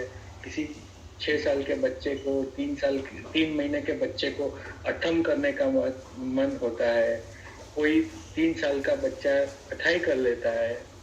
वो जो है, वो आपने जो एक सैंपल टेस्ट दिया ना, छोटा सा 25 साल 50 साल का, उसका एक्सपांडेड वर्जन ये है कि हमारे भव के संस्कार आत्मा के साथ जाते हैं, भव का पुण्य जाता है, पाप जाता है, कर्म जाता है, उसके हिसाब से अपने को सोच मिलती है, उसके हिसाब से अपने को कुल मिलता है, घर मिलता है, भव मिलता है, whatever. It is extended part of your thinking, your experience. जो आपने सैंपल का अनुभव किया, अनुभूति की, तो सैंपल का एक्सटेंडेड लार्ज वर्जन ये है कि अनादिकाल के संस्कार जीव पे लगे हैं, तो अपन बोलते हैं कि हमारा शायद जीव फेंक रहे हैं, ये अनादिकाल कौन देखने गया था। पर ऐसा नहीं है। अपना 25 साल का 50 साल का एक्सपीरियंस जो है, वही वाइडर विजन भी वही तो होगा ना। तो वो अनादिकाल का संस्कार है, अपने आत्मा के साथ जाता है। वो चंड कौशिक को चंड कौशिक बनाता है, क्योंकि अगले उसने कुछ न कुछ स्ट्रांगली गुस्से वाला काम किया था, तो उसको ये भाव में ये संस्कार दिए कि वो महावीर पे भी डंक मारने को तैयार हो गए। मतलब ये जो अपन बोलते हैं ना, इसका आप जो बोलते हैं ना, वो सैंपल टेस्ट है, स्वाब टेस्ट, जो उंगली नाक में उंगली डालते हैं ना, वो है, हो गया। हमारा मिथ्या तो जितना गाढ़ होता है ना, उतना हम सवाल धर्म के ऊपर उठा दे। हम हमारी कमजोरी को एक्सेप्ट नहीं करते कि ये सच है। अगर एक्सेप्ट कर लिया कि ये सच है, तो हमारी कमजोरी बाहर आ जाएगी। ये भी अहंकार है, मन ही करवाता है। नहीं, बट इट डिपेंड्स नैन भाई कि अपन, मतलब बहुत बार जो है, जैसे बहुत लोग ने क्वेश्चन नहीं किया तो it is not like your मन से क्लियर है, right? I mean it is still there, करना ही चाहिए। और जब क्वेश्चन करते हैं तो अपना क्वेश्चन इसलिए भी जरूरी है, चाहे वो गुरु के हो चाहे किसी के भी हो, कि अपने मन में बहुत सारी दुविधाएं, राइट? एंड वो दुविधाएं का जब डॉट्स प्रॉपर वो जब सही बैठता है, तो देन क्लियर आता है कि okay now this is what thing is all about. Then clarity becomes better कि हाँ भाई, मैं क्यों कर रहा हूँ, कैसे कर रहा हूँ। इट इज नॉट अबाउट शंका अबाउट धर्म, it is more about my understanding of धर्म। जो प्रश्न करना है ना, अपने यहाँ पूछना, पराठना, अनुप्रेक्षा, वो जो है ना, पूछना है ना, जो वो सबसे इम्पोर्टेंट चीज है। जो क्वेश्चन करता है ना, एक दो तरह के लोग आते हैं। एक आपको गलत पुरवार करने के लिए पूछता है, और एक ऐसा आता है कि जिज्ञासा से पूछता है और फिर रिप्लाई मिलता है तो उसकी जिज्ञासा शांत भी होती है और उसके बहुत सारे डायमेंशंस खुलते भी है। अगर कभी ऐसा भी होता है कि आपके एक प्रश्न से समझो नयन भाई ने जवाब दे दिया या मैंने जवाब दिया, तो वो जवाब से मेरा माइंड इतना क्लियर नहीं हुआ जितना आपका हो जाता है। कभी ऐसा भी होता है आपके द्वार के पीछे बहुत बड़ा खजाना था, समझो खाली आपको द्वार खोलना था, मैंने बताया कि इसको ये द्वार को खोलना है तो ये की होती है शायद, और आपने वो की लगाई ना, तो शायद मैं तो खाली द्वार की टेक्नोलॉजी में ही रुक गया और आपके पास खजाना भी आ सकता है। मतलब पूछने वाला ज्यादा पा सकता है।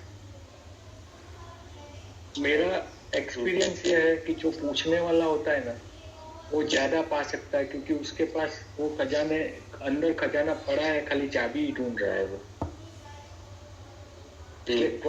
पूछना तो सबसे इम्पोर्टेंट चीज है और पूछना ही चाहिए। और डिस्कशन से खाली इंटेंशन ऐसा नहीं होना चाहिए कि भाई तुम लोग ऐसे हो, वो ऐसा है, ऐसा क्यों करते हो, मतलब वो इंटेंशन से बाहर निकल जाते हैं ना, तो पूछना इज द बेस्ट थिंग। नहीं, इसलिए ये शंका और आशंका दो शब्द। शंका किसको बोलते हैं? जिसको अंदर से फिक्स ही है कि मुझे बदलना नहीं है और मैं उसको बदल दूं, उसको शंका बोलते हैं। लेकिन आशंका किसको बोलते हैं? कि मुझे उसमें श्रद्धा है लेकिन मैं समझ नहीं पा रहा हूँ। गौतम के मन में आशंका थी कि भाई ये क्या है, और चाहते ही प्रभु ने बोल दिया कि ये गौतम तेरे मन में ये प्रश्न है और इसका ये उत्तर है। ये गंधर्वाद आता है, भविष्य के प्रवचनों में गंधर्वाद आता है। तो सारे गंधर्वों के मन में एक एक सवाल था और वो एक दूसरे को पूछते तो समाधान हो जाता उनका। लेकिन अहम, ईगो, उससे गौतम ने सुधर्मा को नहीं पूछा और सुधर्मा का, जिसमें सुधर्मा को सवाल था उसमें गौतम क्लियर थे और गौतम को जिसमें सवाल था उसमें सुधर्मा क्लियर थे। लेकिन वो एक दूसरे को ईगो की वजह से नहीं पूछ सके और भगवान के पास जाते सारों का सवाल का जवाब मिला और सारी क्लैरिटी आ गई। वहीं के वहीं वो बैठ गए, क्योंकि ज्ञान तो था, उसको डाइवर्जन देना था, खाली डाइवर्जन मिल गया तो वो वहीं पे बैठ गए। और उनसे विनीत शिष्य आज तक कोई हुआ नहीं, गौतम से विनीत शिष्य किसी का भी कोई नहीं हुआ, प्रभु का नहीं। तो गौतम जैसे गुरु नहीं हुए जो देते हैं तो छप्पर फाड़ के ही देने लगे। इसलिए प्रश्न पूछना सबसे अगत्य की बात है। ओके, એટલે આવો સત્સંગ મળે ને તો જીવને એક વિશ્રાંતિ રૂપ કીધો છે, કારણ કે આ જગતમાં બધા જીવો દુઃખી જ છે। આ સંસારમાં આપણે આગળ જોયું સંસાર ભાવનામાં कि संसार दुखदायक है, एमा थोड़ो हम सब साथ में बैठ के जो बात करते हैं ना राजेंद्र जी, इसमें ऐसा नहीं है कि ये ज्यादा ज्ञानी है और आप कम ज्ञानी हो या मैं, ये बात करने से बात क्लियर होती है। उसी को सत्संग शेयरिंग, उसी को सत्संग बोलते हैं। स्वाध्याय नहीं, ये सत्संग है।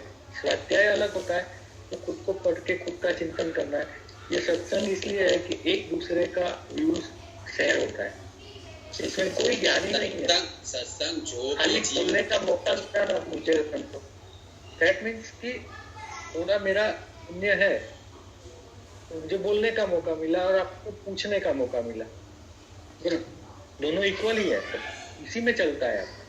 और इसी को सत्संग क्यों बोलते हैं? कि सत्संग में क्या होता है कि सत्य की बात होती है, मैंने बताया ना सत्य की, कि आत्मा की बात होती है। और ऐसे जीव सब इकट्ठे होते हैं जिनको आत्मा का जानना है, आत्मा की बातें करनी है। और इसको इकट्ठा कौन करता है सबको? कर्म। SJRS एक निमित्त है, समझो यहाँ पे, वहां पे कोई और जैन संघ है, ये संघ है, वो संघ है, या कोई आश्रम है, कुछ भी है, वो निमित्त बनता है धर्म। लेकिन जिज्ञासु का इकट्ठा होना जरूरी है। ओके मांग ले।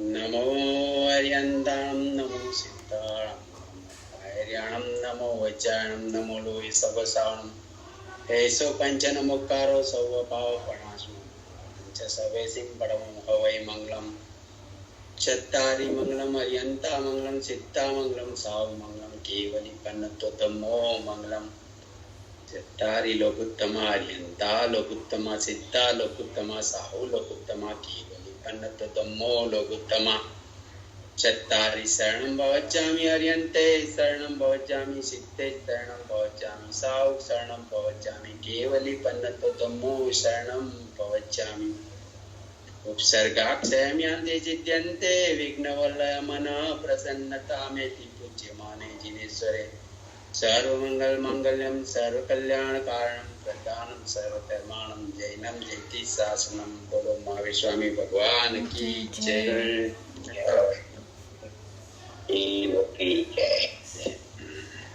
જય જીનેન્દ્ર, ખૂબ ખૂબ અનુમોદના બધાને. जय जिनेन्द्र। જય જીનેન્દ્ર, થેન્ક યુ. જય જિનેન્દ્ર. જય જિનેન્દ્ર, થેન્ક યુ. जय जिनेन्द्र। नम्रताबेन ऑडियो मोकलजो. હાજી ચોક્કસ.